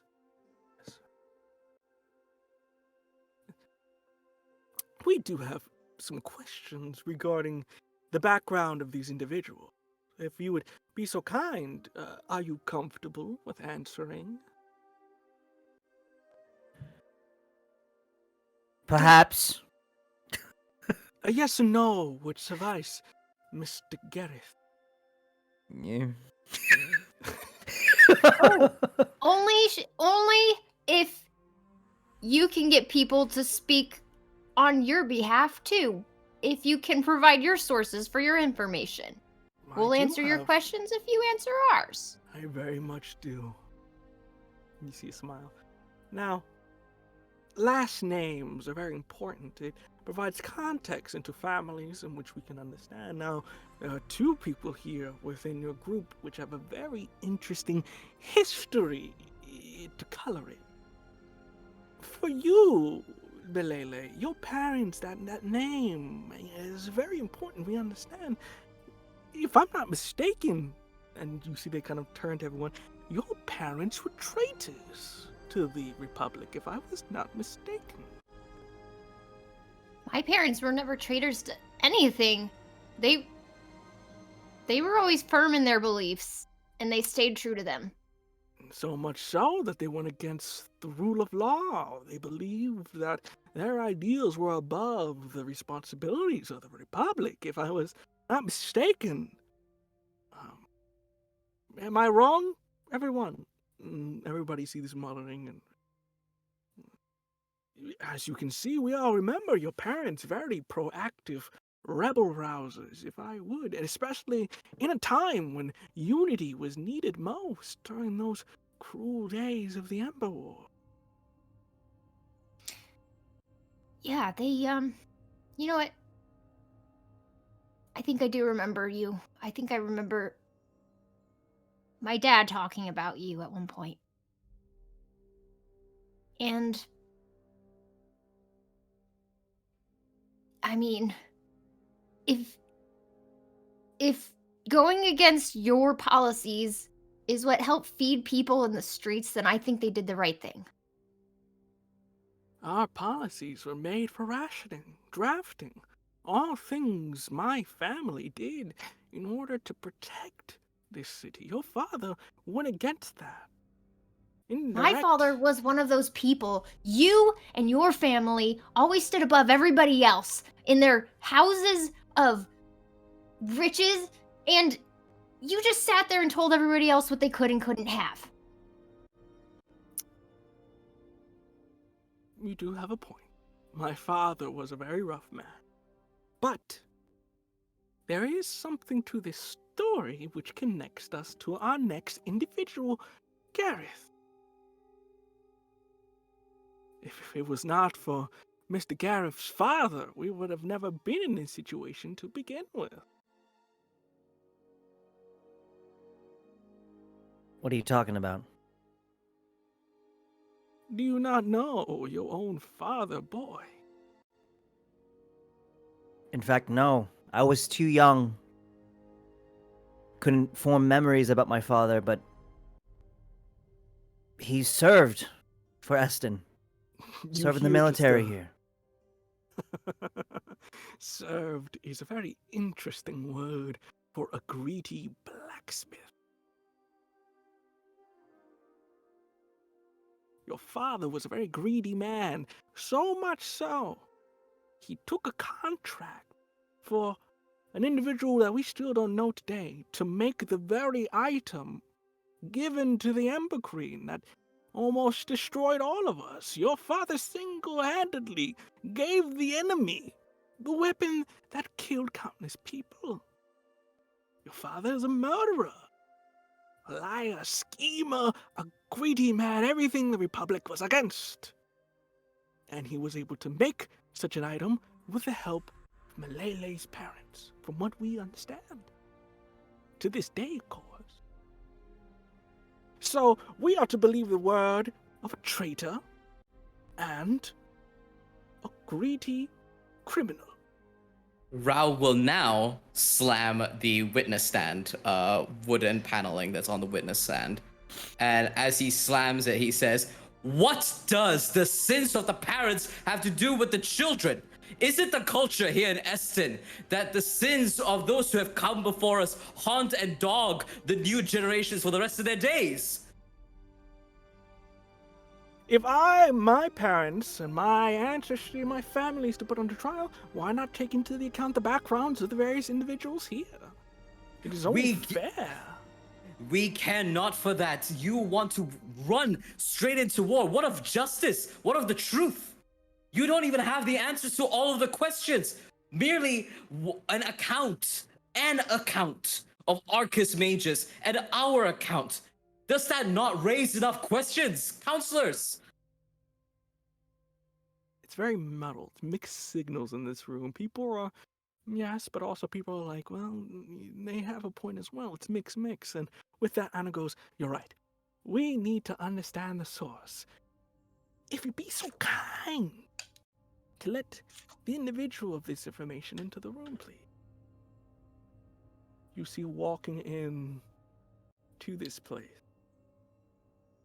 an individual you guys thought was dead. As you see coming through the door, that same individual you saw before with brown skin and black hair, in what looks like to be almost a general like garb to them, as you see what you know is Alisar walk into the room, and over their chest you can see what looks like to be a large scar. Get out of town. Get out of town. As you see, ladies and gentlemen, allow me to tell our source. This is the second General Alizar, the most trusted man and veteran of the war. And you see everybody kind of clap and go, "First, General, I would like to say we thank you for your service in the war." And you see him with a very different accent than what he had before go, "It was my honor to do that." Now, General, please, just to clear this up right quick, we are running out of time. We don't want to spend everybody here. What exactly did you see? And remind everybody here, this general fought side by side with the Paragons, countless victories, and is a trusted member of this republic. Now, please, General, please, enlighten us. What happened?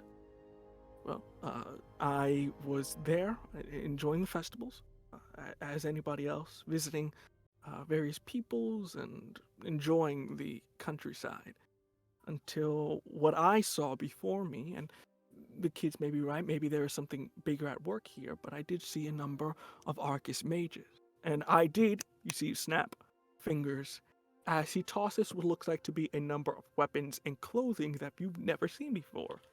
I found these weapons here. As you can see, they are of a finer steel, and as you can see on the inlays, there is a bit of a trick here that is often used in hockey. I saw them in the forest near the ruins, just as these individuals say, but their purpose was much darker for what I assume.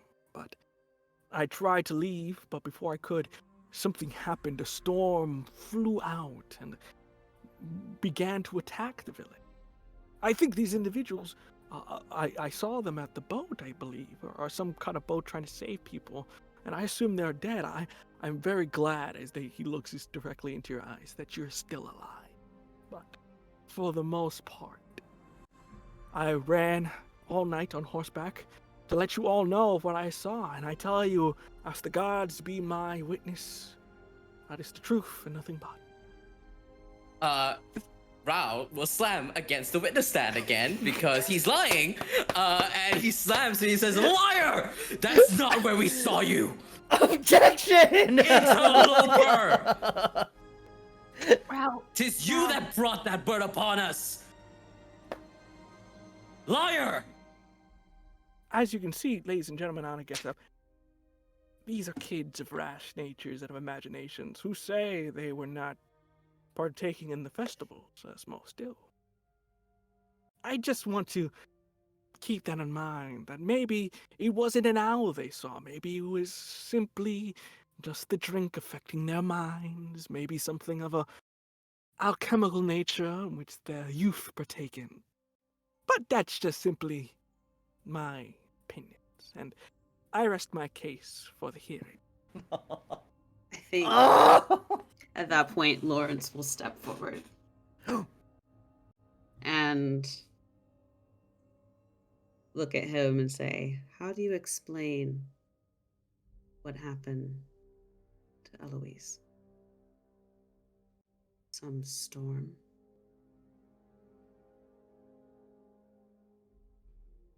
In this instance, who are you talking to, Anna or the general? The general. Well, we all know Eloise was a bit of a burnout. They did try their best like many gear knights, but in the end they found themselves in a hamlet on the frontier, simply living in retirement. They are not as strong as they used to, plus they are only a mere magician who deals with music notes, hardly the stuff of legend and power. To You're the right. trained might of magicians of a stronger nature. You know, you're right. She was someone who decided to settle down, take in a young child, lost everything. She does play around with music notes, and it's those very music notes that saved us. It's the reason we're standing here today. Don't you think it's odd that the four of us are the only ones that came out of there?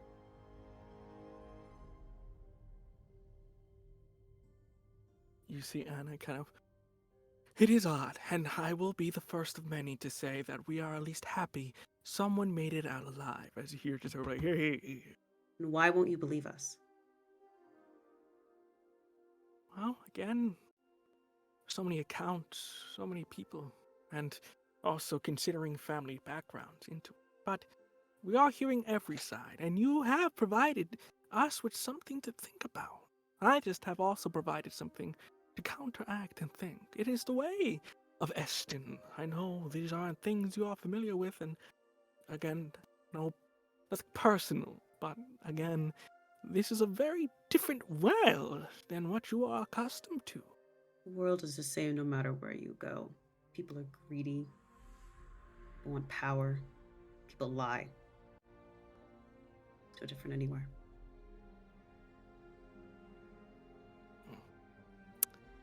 Touche, Lawrence, touche. You see the head speaker let you all go back to your seats. Well, we heard both sides, so it is time to vote. Please simply put in your ballots, and we shall count. I would like one of you to please roll me d20, as the other side will also roll a d20 to see who gets the highest. It's feeling Who's willing lucky. to I'm lay not. it on the line here? He said no, not me. No. You do have one reroll, right? Oh, You that's do true. have one reroll. You do. We do have a reroll. Who's feeling lucky? Who's feeling lucky, huh? Who's feeling lucky? I'm a bad roller. I'm not gonna get high. Come on. Okay, I did roll 19 Sound- earlier, so I could try again. I threatened my dice. I think I've used my one threatened for today. I'm down to try it. You got this, Danny. All right. Okay. Is it 15? 15's good. You have a reroll, so you want to stick with that, or do you want to What do we reroll? want to do?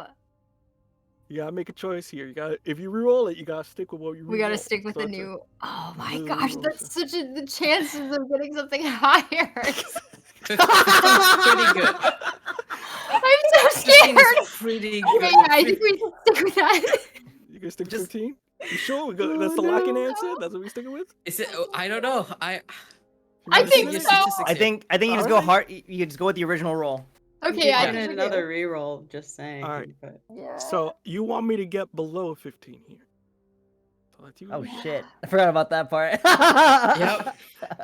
I mean, Oh, That's what? a- I heard what? it. I heard it. You lucky bastards. Wow. 2. you got a what? I got a 2. So I Oh, got really low. I told you I'm a bad roller. oh. Bad roller. oh my that, gosh. You see, they all take into account voting in the silence. It's counting, muttering. The council has made its decision. Given the light of events given here and the accounts, we cannot confirm whether or not Arcus is responsible for these attacks. And with that, the city-state of Eston cannot in good conscience interact in the Balmore situation. As you see on Aya's side, there's a little bit of a, yes, and kind of just a light clapping. Furthermore, while we do not know what this entity is, it is very hard to counteract. The city will do what it can, go to Mar and bring over the institutions and the individuals that have been affected by whatever this is. But for the most part, that is all we can do until we can determine what is causing that.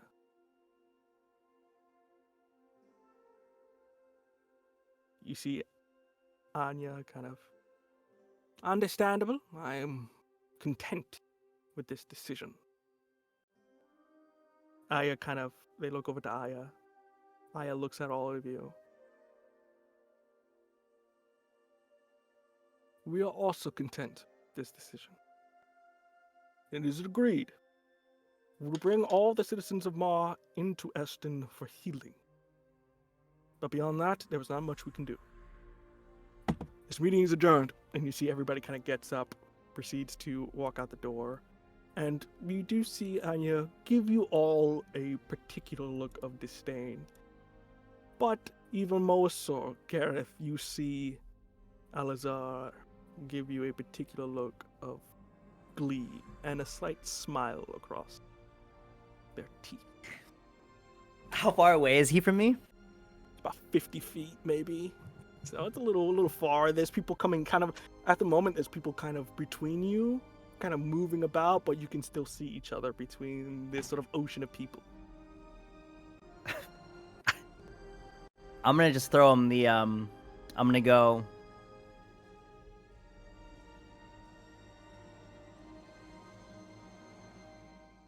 Kind of signaling, I killed you once, I can kill you again.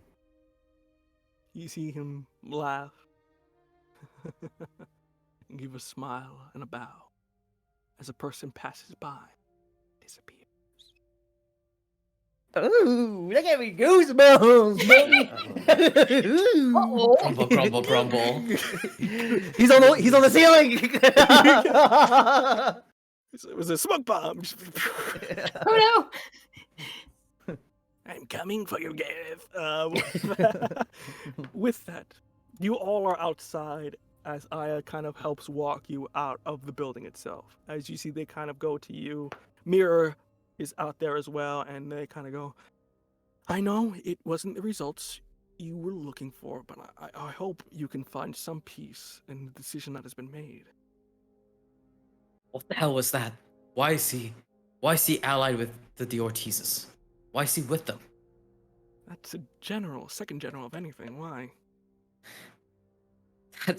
Well, if he's the general, then you have a fucking traitor on your hands. Yeah, they're the bad guys. That's the guy that stole from you, that asked for that, right? And Mhm. I saw him in the ruins. Are So you did sure? So did Lawrence. Yes.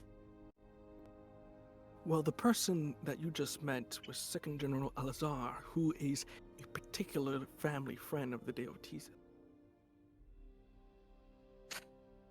So they run together. Indeed. That's it then. They run together. They have a similar agenda. Combine wealth and power. You have a recipe for disaster. What happens now? Well, if the general's involved, it can only mean there's so much corruption that clearly nothing is going to be done from our side. That is why I made a plan B, but it requires a bit of sacrifice on my part. Go on. Follow me. And you see Follow me. Mira kind of give a look of, are you sure you want to go talk with him? It has been quite a while. Believe me, it is the last thing I want to do is to talk to that scum, but really don't see anybody else in the city who would protect these kids to where they need to get to. Please follow me. You see Mira gives a look of like, be careful if she tries to punch him. Pull it back. As you proceed to walk within the depths of this town. Particularly, it is almost about late afternoon at this point. As you are walking through what looks like to be more of the inner city, as you see the, again, multicolored buildings, a little bit of wear and tear on these ones, as these seems to be maybe one of the older ones. You see cloth lines kind of going back and front. People are kind of coming back home or meeting up with friends to have a happy drink.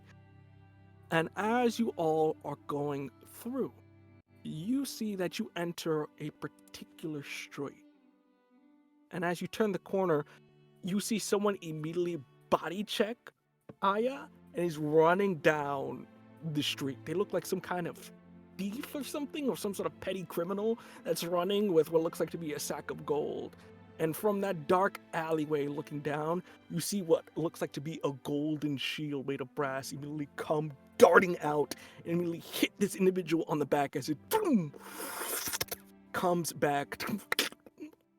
As you see coming out of it seems to be an individual who is not in any particular suit of armor, but seems to have what looks like very distinguishable. The first thing is a brass metallic hand. You see they're about roughly maybe 5'8". They have purple grayish hair, almost like stubble to them.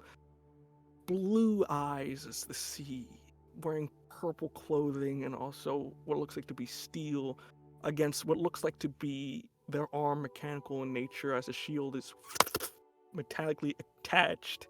As you see, he kind of grabs the individual and going, "Oh, you idiot. I told you not to run, and you ran. You don't run from the guard. I get you." And, you know. And you see the guy go, "Oh, come on, the guy's just trying to make a living." Uh-huh, exactly. You see throw off on the side as you see a number of other guards come through as you hear him kind of going back to what looks like to be an older woman who got mugged, and you say, "Oh, thank you, Eland." No problem, man. It is my duty. As you see, Aya kind of, by the whole scene, is kind of just like, "Ugh, okay, extra, don't we think?" And kind of comes up very reluctantly and goes, "Eland." You see this very confident individual immediately turns into puddles as they hear the voice from behind him and goes, "Hi, yeah, oh, no. Hiya, it is a pleasure to see you again. You look nice. You put up a little timber, I see."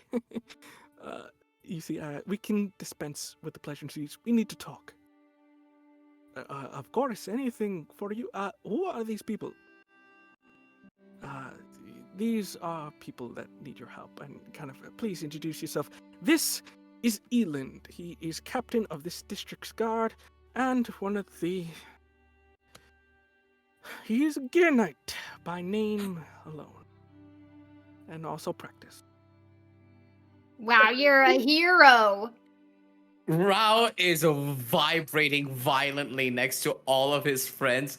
From the second the mechanical bracer unveiled this brass shield, his eyes were already glittering. He was like, "Gear Knight? Hi. Hello. I'm Rao from Mar. Oh, hello. Sophia's cousin." Sophia. Is he just Sophia? Sophia. Please tell me there's nobody else. Eloise. It's just kind of like, are you serious? Anybody else? The boy. Oh, Gareth. yeah. It's I'm Malayli. I help Rao collect all sorts of gear knight trinkets. You see me now. No. As you see, he begins to walk down into one of the nearby taverns. As you can see, the music kind of comes in.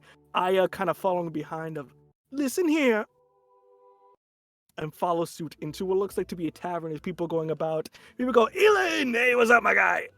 And you kind of throw him a drink. He catches it almost on instinct, still saying, "No, hell no, Mendia." And this Aya is kinda, Lawrence. As we "I follow know who after. Lawrence is. Sadly, I do." And you see, he goes over. Aya kind of says, "I need to talk with him for a hot second. Why don't you guys grab a seat or something and let me speak to him about the situation. He has a very different past than the rest of you." Gladly. And Messiah, while you're talking, as I look over at Evend, or at Eland, is that the name? Eland, yes. So look over at Eland, just kind of judgmental. You might want to start thinking about a plan C. And I'll make my way over to the bar and wait for the others to join me. I'll sit down next to you and be like, "We'll take 2 milks." I tell you, these kids are getting stranger every day. All right, 2 milks. Rao is just sitting there, and he's just. Have they gone to a private room to speak? They're by the Or, bar, and you can see there's a clear visibility of a married couple talking. It's like, and keeps pointing.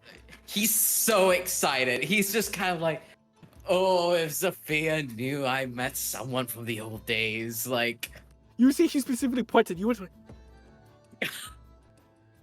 and I think he taps over at Lawrence's shoulder. He's like, do you think he saw my bracer? Do you think he's clocked that Sophia's training me? Yeah, and I don't think he's too happy about it. Why wouldn't he be happy about it? It must be so isolating to be on your own like this, after everything the Gear Knights have went through. Some people prefer to be alone. I guess you're right. Rao, he looks crusty. Did you say he looks crusty or crossy? Crusty. Christy. You're impressed by this? I mean, did you see what he did? Did you see that shield? It was Great. pretty cool. I'm sure with enough training, I could do that too. You could do that too. Anyone here could do it. No, but it's not just about learning the skill and executing it. It's the mindset. You've seen Rao go gosh. into this spiel so many times where he talks about like that it's not just it's everything like Sophia has taught him that he's repeating verbatim of, Breaking like, out a napkin, doing a diagram. it's like it's yes, you can do it physically, but experience is what gets you into that mindset. It's the decision making that you need to make when you're a gear knight. It is how you look at situations. You don't just train that. That comes with experience, and he's got the experience. So what if he's a little suddenly rusty? just shoves like a loaf of bread into his hands and is like, eat. You haven't eaten all day. I'm starving. Yes, thank you. And he I just just- takes a huge bite out of it. I And just when don't everyone think else do. that he is going to fix all of our problems. If anything, him being a gear knight here, and us. I mean, look at the bar that we're in. It's so run down, I right? think it's nice. I did too. Well, you haven't been to enough bars, but I haven't really been to bars either. But I don't think it's very nice. It's just if he's the solution, I don't think we're getting our people back. Rao mid-chew is just going to be like, yeah, but all the fancy people basically just threw the middle finger at us. Yeah, this is like a guy of the people, you know? He like gets people's purses and stuff when they get robbed. He cares about the everyday. Okay, if you say so. I think I'm in the minority here, and that's okay. He just looks really crusty. And as you kind of finish on that note, you see the conversation with the two of them end. As you see Aya screaming at him, almost in the sense of him shivering, almost like a child being scolded. And she points to you all and says one final remark as he goes,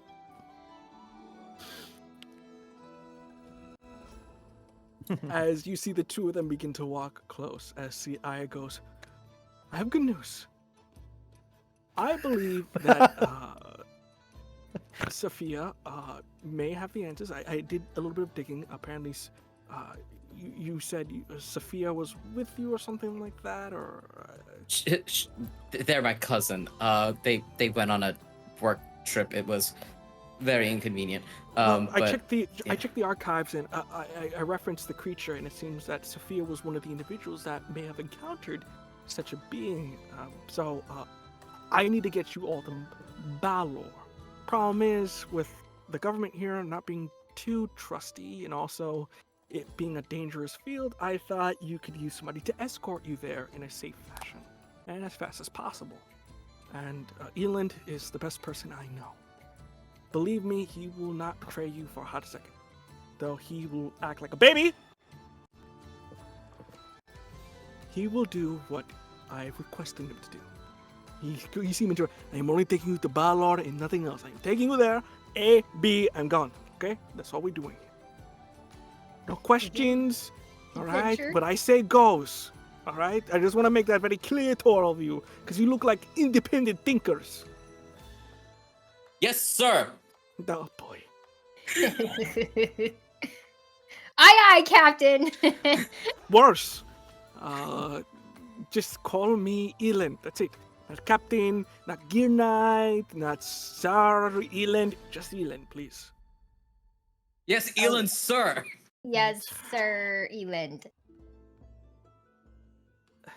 Is this the most attention that you've gotten in like months, Elin? No. Is this the most attitude you've acquired in a matter of seconds? Maybe. If This is EA here grunt. thinks that you're the best option, sure. Well, but I this is think because my I trust Ia. ex-fiancée knows me better than most people. Oh, you guys were roommates. You guys were exes. Oh God. Oh no, you said it. Oh God. You see, I go, okay, on that note, I am going to leave you all. I'll try to do my best to make sure everybody from Mar is brought here and is being cared for, especially with Eloise and Beretta, we'll do our best to try to cure them from our side. At the moment, try to get the Balor and try to figure out what's going on. Do Aya? you want us to come back at any time, or? Follow where if Sophia has you an answer for you to place, go there. If you don't have any answers, come back. And Or we'll send a message see what we with can with Eland back to you. Maybe he comes back. Sorry. yes, maybe. Hopefully, I do not lose any of them in the forest by accident. Oh, you don't have to worry about that. I've been trained by Sophia. I'm ready for this. Oh yes, because Sophia is very reliable train. Yeah, Rao has earned like as many of Year Night badges as can be earned at his level. So He just looks at you. trying to hype you don't- up. We don't do badges though, Malele. We Oh, sell no. cookies. All right, all right. It's all cookies. We have a very long way ahead of us, so if you'd be so kind and to follow me. Got to go out of the city. And you Before they see head Aya out, can Lawrence kind of like lean over to Aya and say, I know you've done a lot for us and I really appreciate it, but can you please keep an eye on Beretta and Eloise? I will People do. left that court very unhappy with us, and Nope, I understand. I will do my best to make sure. I'll put them in my own residence, if that will make you feel comfortable. thank you. No problem. Good luck. As you see, they kind of go off, and with that, Elon goes, "Follow me, children." And kind of proceeds to go off into the alleyway as you proceed to go towards the city limits. As you're all going through, in a couple minutes with you guys walking, at a certain point, you start to notice people trailing behind you. You see Elon goes, "Okay, do not freak out and do not look behind you, but we are being tailed." I look. Shut up, Danny. Come on. Sorry, it was literally my first instinct was to look, and then I realized you said that. I was like, well, She goes, "I'm going to die on this road." I'm gonna look with Malele. And as Howdy. you look behind you, you see he goes, "What are you?" And then you see a number of other individuals come in the front of you. As you, Lawrence, seeing the same blue, smallish figure with that green hair, mutton chops come up and goes, "Eland, my guy. Hey, how's it going?" You see him go, Marcy, it is been so long, brother in arms. What? I'm gifted by old friends today. What is it that you want now? Hey, we've been commodities, homeboys, as he kind of gets up and kind of lightly jabs him. I'm gonna be real with you, my guy. You're carrying some precious cargo. Let's just say I've been hired by a couple of well-to-do citizens to, secure them in a very safe place where they don't cause any trouble. You know what I mean? You know what I mean, my guy? As you see, it's just getting very... Elon goes, "Okay, what are you talking about?" "Look, I'm gonna be clean with your brother. We're gear knights. We go way back. All right, these kids, they're rebel rousers. They're trying to fight the power, all that stuff there. But for the most part, they become a nuisance, and I gotta take care of them. Not violently per se, but I gotta keep them out of the game, and I've been paid a pretty coin to do it. So, I'm gonna make you a deal, my guy. Since we're old friends, since we're rebel rousers, you remember that battle when we shared a drink? I'm gonna get claim with you. These kids got a price in their head. I'm talking 10G gold coins for each head. All we gotta do is keep them in a place, quiet, all neck tight. We can get them water, bread, all right? We just gotta make sure they don't bother and don't change things, all right? I will share with you 50% of those profits, all right? Now count that in your head. Let's do some math here, some arithmetic. That's 10, 20, 30, 40. That's 40, all right? That's 20,000 gold coins in your pocket.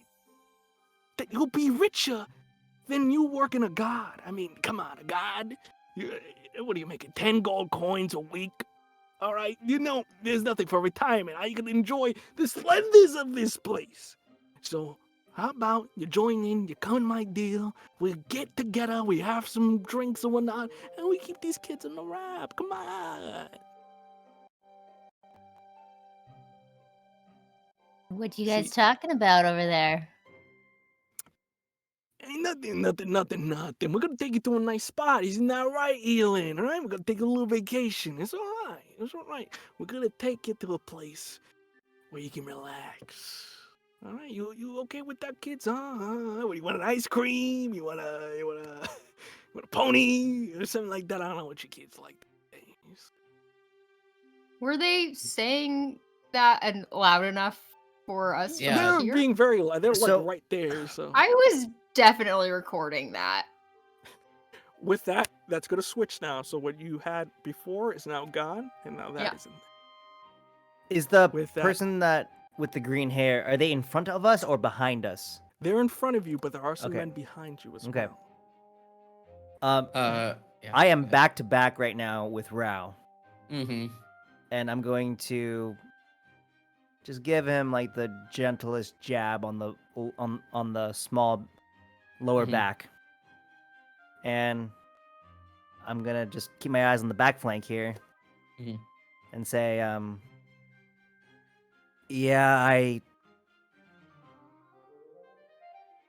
we're not gonna say yeah to this. We're not doing that.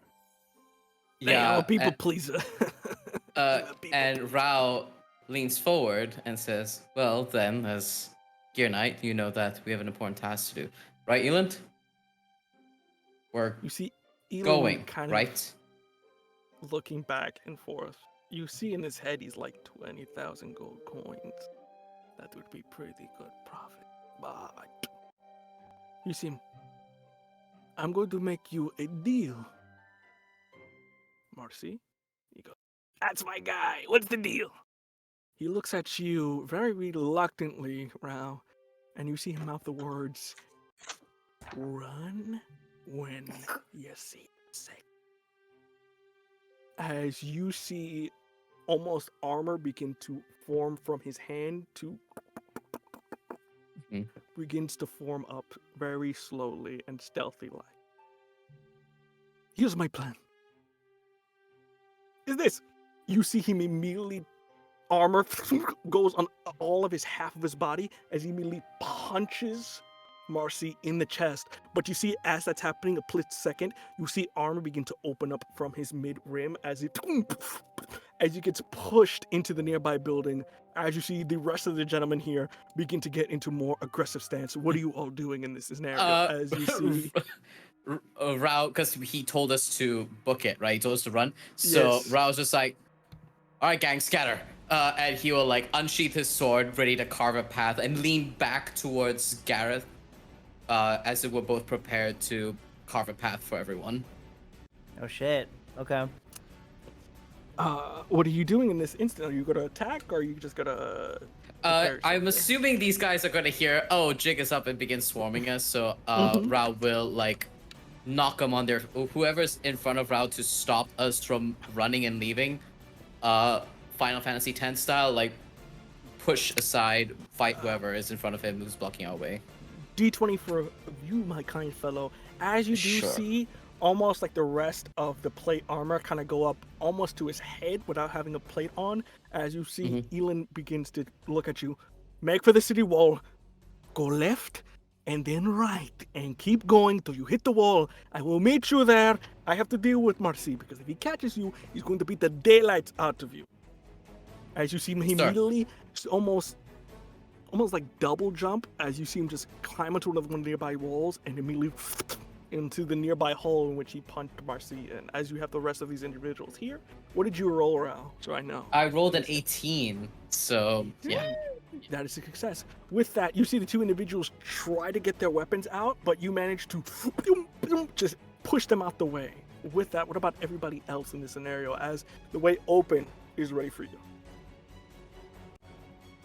Ooh, I'm going to cackle, and I'll like I have like a scarf around my neck. I'm gonna unravel. I'm gonna hand the other side to Lawrence, and I'll be like, "Let's go!" And like basically, we're trying to clothesline everyone in between us as we're running. I think. Oh hell yeah!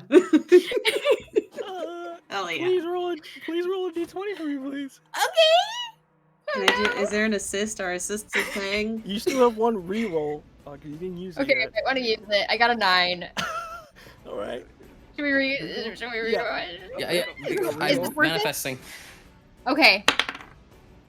God. It was even worse. It was a 6. A 6. No. So a 6, believe it or not, a tough choice.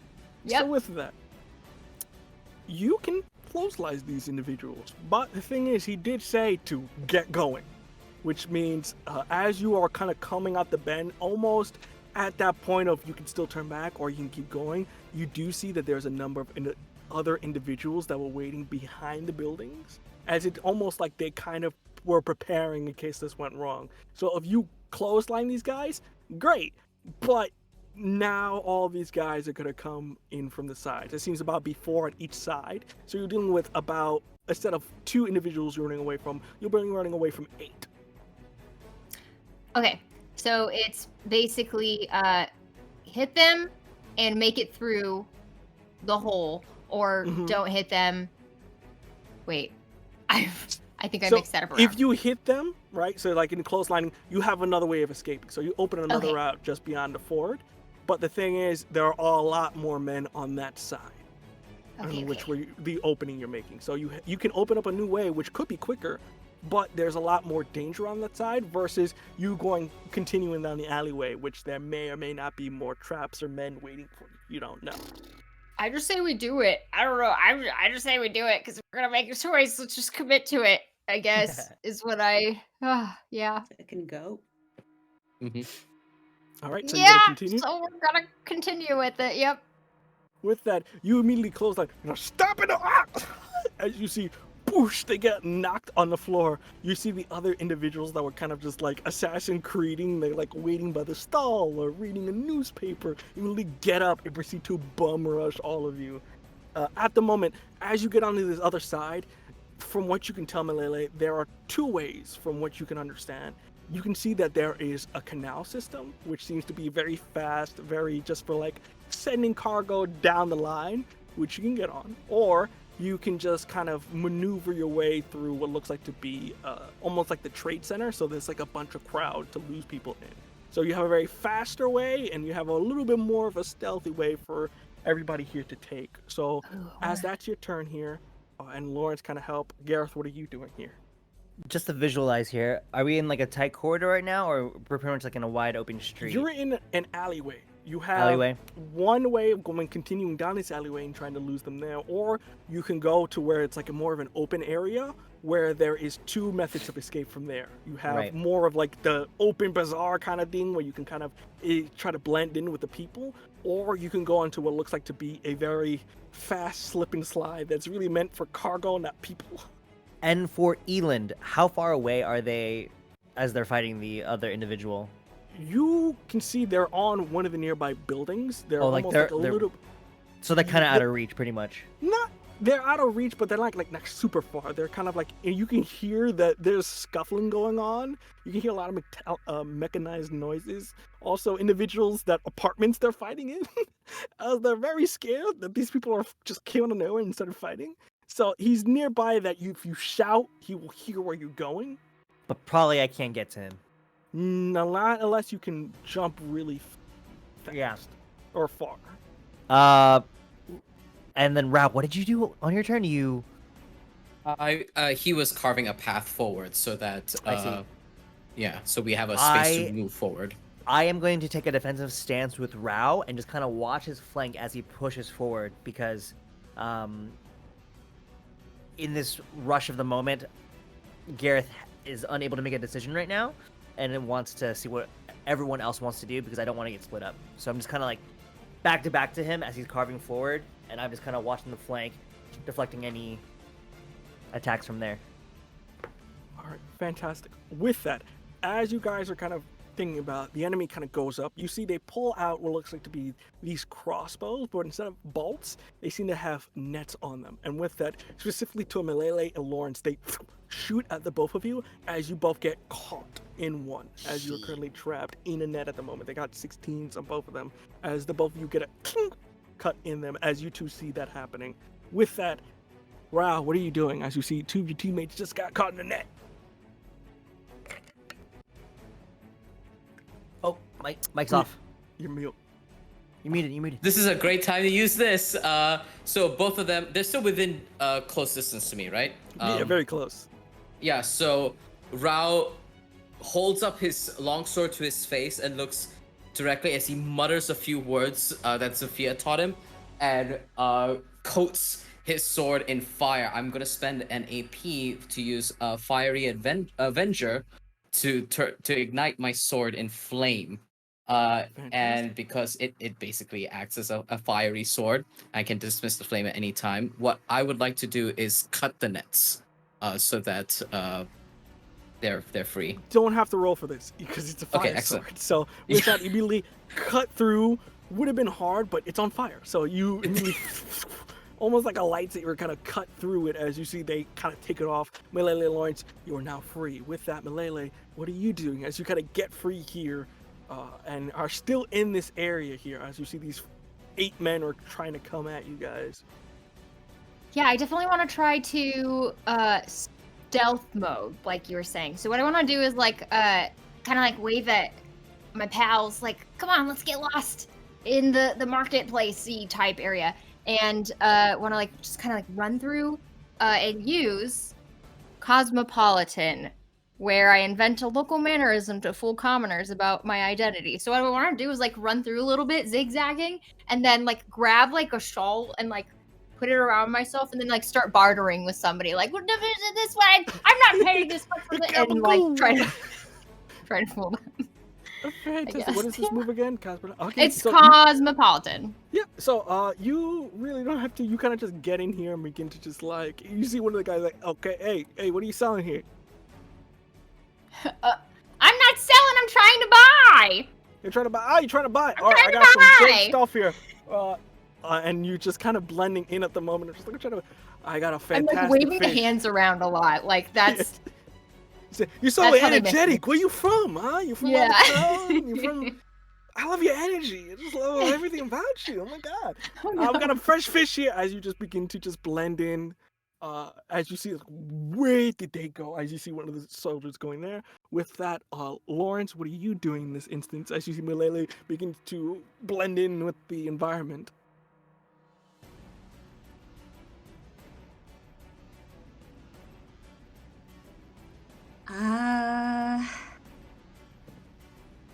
So I have this thing called scintillate.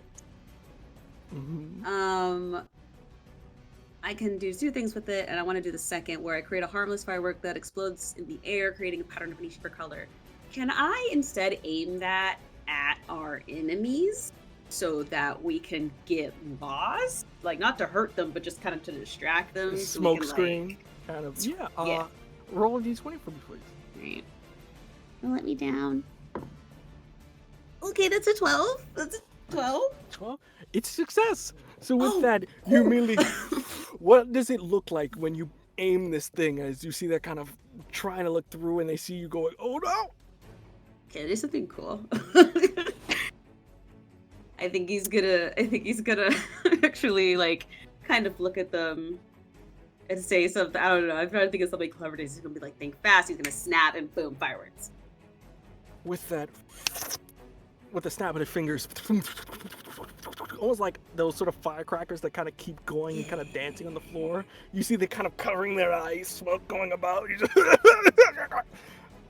With that, Gareth, you see this opportunity for you to blend in with the crowd as you see the guards are kind of distracted by what's going on. They can't really see. Oh man. Do I go there? Oh gosh. Or did the firework blind me that I thought they went somewhere else? Do I want to split up the party again? I'll say for this instance because Lauren shot it from you're behind Lauren, so it's not in your face. I see. Yeah. I'll just go ahead and just commit to the market then. As I, take off the greatsword off my back. It's still in its harness, and I'm gonna just carry it like I'm holding like a big piece of metal. Like I'm doing some big shopping. You know, selling off some museum piece or something. As I pull up next to Melele, and I'm like, "Oh hey, what's going on here with the deals?" Oh, we got lots of deals today. Sweet hand gestures. I've never had anybody come this much to my shop. Hello, I'm a fish shop. I got the best bass in all the city. You just gotta wait here. Oh, Over the fish! energy, I'm over the- allergic. Sorry, you don't got milk. As I go ahead and take Melele, and I just keep dragging her through the market. Next I stall. gotta tell you, milk, big thing going around lately. A lot of milk going around lately. Invest I in don't know. milk. As I pull Melele along, as we try to make more distance between the group. Have a lovely day. You were very intriguing. With that row, what are you doing as you see both Gareth, Malele begin to disappear into the crowd? With that, he will, because we're trying to blend into the crowd, dismiss the flame, sheath his blade, and continue running. And I think he would have grabbed Lawrence and tried to book it as well to try and catch up to the others, because he's the one that knows which direction we're supposed to go to hit the wall once we hit the wall. Fantastic. And then with that, Lawrence, as you're kind of the last one in this, are you going to follow suit, or are you doing anything else before you enter in the thick mist? I think he's going to follow suit. So what is Rao's in like armor? Or did Rao change? He's got armor underneath his like fancy Yeah, clothes. he's I A don't think bulletproof yeah. vest, but a very weird, just like... the proportions don't fit really well in this clothing. No. So he's standing out is what I'm hearing. Yeah, I mean, yeah. So in that case, My guy Lawrence is does gonna- chest day. He doesn't do this very Yes. often. His scarf is very like comforting to him, but he's gonna take off his scarf and give it to Rao and say, "Here, put this on." Oh, that's so Oh, sweet. it's actually so cute. Yeah. It's like, and he kind of like looks at Lawrence like, thanks, come, let's go. Beautiful moment, but still running for your lives. As Running you for begin- we can have walking good for friendship. your lives, yeah. Good friendship. With that, That's who here wants to do the stealth roll for my lovely party here? As you are all going into this sort of trading, everybody going about. You see the fireworks are beginning to die down, and they're like, they clearly are here somewhere. You gotta find Waldo. Let's go. I'll And roll. just- I haven't rolled yet today. Yeah, I'll roll. All right. go, go, go. I believe in you. That's a 2. Yeah. Gareth, how do you make yourself? How do you give up the position here? Oh man. I'm just like. As you get a midway, you get about maybe like, you are like halfway through, so you're almost very close to the gate. So what do you do in an instant that really is like, there they are? I would like to think that there's someone in the crowd and he's like, "Hey, you're the milkman," and then I'm just like, Fantastic. "Oh, sorry, I'm not him." But no, I swear, you're the milk guy. You see one of the guys, hey, that's the milk guy right there. Sorry, I no autographs. Hey, milk guy, the milkman, yeah. And you see one of the guards go, there he is. Look, I got other things to do. I gotta go. Oh no! Shut down the whole stream. I hate it here. With that, you guys are in the home stretch. You got one last thing you can do. As you are running, you do see Elin make their way in and manages to buy you some time. As you see, they're coming on, kind of make their presence known in the street as they take their shield, hit one guy, throw it across at another one, and begins to press the foot on it. As you see the shield hits them in the face as they fall down, attaching it back in. As you hear him just run, please, very fast to the wall. You got one last move here, starting with Rao. What are you doing as you are trying to make that attempt to get out of here? We're running, but is there immediate danger in front of us? In terms of soldier, like guards or whatever? Not from what you can see at the moment. It seems like they're kind of like in the middle. So right now, it seems like you have a shot, but you got to get to that gate. As you can see, it seems to be very just near the gate. One of the individuals is trying to get to the top of that gate in order to like close that entrance. How high is the gate, like from where that individual's trying to like close the gate? How high is that from like the running portion of it? Is it like on a lever, on a? It's like Is, almost like is a this the skyhold? Is this the skyhold side paneling situation over here? It's kind of like that. It's kind of a sense of like it's usually a one-man thing of like they pull it and then hold it and then let go. So it's a mechanism they kind of deal with. So he has to get up there and then he's got to pull it down. Cool. Rao will run ahead. As he looks at everyone, he's gonna run ahead to try and precipitate that person doing that. So just as he gets there, I would like to use thunderous word and fusroda this man off of that area. Roll to attack, please. Yeah. So I spend 2 AP. The wave knocks up to 3 creatures backward and hits them for 2 damage. Creatures right. affected by a spell are briefly dazed and cannot use special abilities until their next turn. So do I roll for that? I believe so. Okay. Okay. Okay. I am new roll for that. here, citizens watching. I am So new forgive me if I'm doing this wrong. 19. 19. With that, you see him going, I'm gonna be the best soldier ever. Oh, what the hell? As you just gets team rocketed out to space or into the forest. As you Yeah, and Rao like slides. He's like, "Come, let's go." So you already With through. that- You already through the gate. Yeah. So now we should have an opening. Yes. So with that, Rao, you're out. Malele, what about you? What are you doing? I just want to follow and run as fast as I can. I don't have anything special to use. I'm not special. As you're just we're running through, and again, floppy Yeah. sleeves. Yeah. Running through just an image for anybody just watching in the streets. What the hell?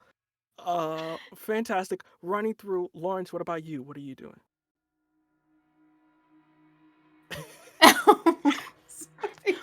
Image of the floppy sleeves and The crying. fluffy hands. Was it inflatable tube waving arm? Man? Yeah. Exactly. I think that Lawrence will also kind of like just sprint towards out of there. Probably following Rao, wherever, because Rao knows where they're going. So Fantastic. Following suit, and then Gareth, last up here. And you're telling me that this gate is held open by a like rope pulley system?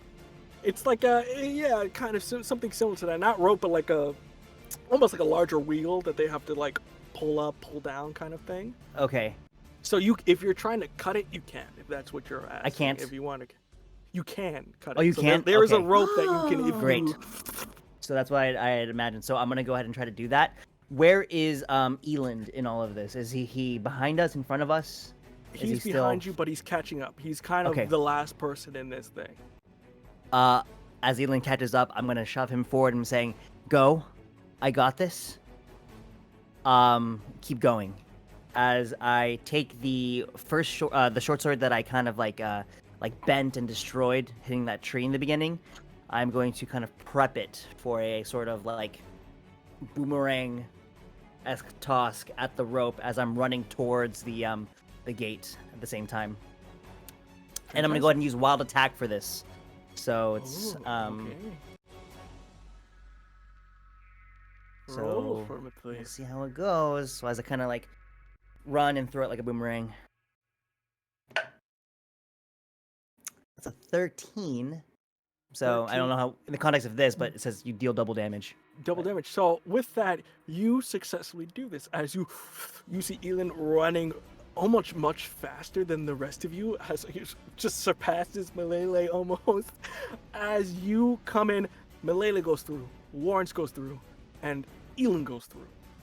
And in this last moment, you get your blade ready. You can see what looks like to be a small mechanical ball following you suit as it's going swerving through and out, trying to get towards you. But before it can, you immediately, as you see, as you just barely slide through, as it just scratches just slightly across your head, as you Whoa. you see the small mechanical ball begin to transform back, as you see it is Marcy that kind of Samus themselves for a hot second. Oh shit! What? As you see, kind of comes back up and goes, look, I gave you a deal, Eland. You're still on the table, but I would suggest that you don't take those kids to Balor. You see Eland go, sorry, buddy, but I have an oath to fulfill, and sadly, the kids are part of it, so kindly screw off. And he goes, into the forest now. We have a very long way, and I'm tired already. Bye, ball boy. As I as I run off with them. See you later, milkman. See you No! later. As you all proceed to run into the woods, not knowing what awaits for you in Balor, we return back to the tavern, as most of the individuals here are leaving, sleeping, and clapping at the part of this story. As the narrator goes, oh, you're too kind, you're too kind. Innkeep, is that enough for me to finally leave? Not in your life. God damn it.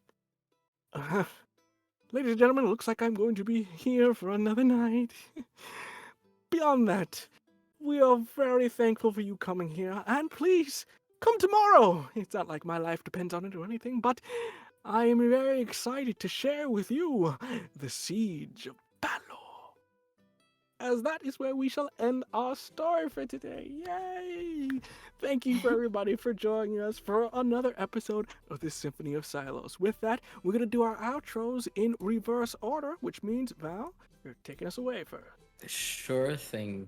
Hi everyone, I'm Valiant Dorian. I use he him his pronouns. You can find me all around the internet at Valiant Dorian or at Also Spirit Bear. Please enjoy the lovely treasure hunt I just set you on. I'm a TTRPG performer, GM, Twitch variety streamer, and just released my first ever TTRPG called The Beast Within. So you can come and check that out. We are crowdfunding.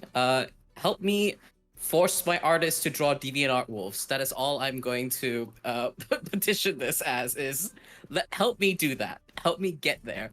And tonight I have the distinct pleasure of playing Rao, the party's invoker, who apparently can use Fusroda. It's fantastic. We love it. Passing it over to Toffee to take it away. Yeah. Hope you're having a good night, everybody. I'm Toffee. Pronouns are he, him. You can find me on Twitch and on Twitter at Toffee Plays. And yeah, just an actor out of San Diego. Had a great session too. And I played Gareth the Fighter, or Gareth the Milkman, I guess now. So there we go. Amazing. Hello and good night. I am Janet Bitterthorn on the internet. She, her pronouns, and you can find me here on Wednesdays and on Fridays, and on Wednesdays you can find me on That's How We Misfits of Alceta playing Silva on the Dream Team. So that's it for me. Next up is Oh, hey, whoa, I'm Calamity. Calamity. Hit me. Hi, I'm Calamity. You can find me on the internet as Hey Calamity with 3 Y's at the end. I am a tabletop performer, writer, narrative designer, who just loves telling heckin' stories. Had such a great time tonight. I had the wonderful pleasure of playing Lawrence, who is our magician, I think. Is that my name? Magician, yeah. I'm a magician. I was like, am I a wizard? Am I a magician? I'm a magician. Fantastic. And with that, that leaves me. Hello, my name is Chris, and I was your humble guide for these preceding evenings. With that, you can catch me on the Twitter while it's still alive at VR_Cologne, COLON, where you can catch all of my production stuff and whatnot. As always, you can catch me here on Fridays doing Symphony of Scylos. But with that, we hope you have a lovely evening, and we can't wait to see you next week. Bye-bye, everybody!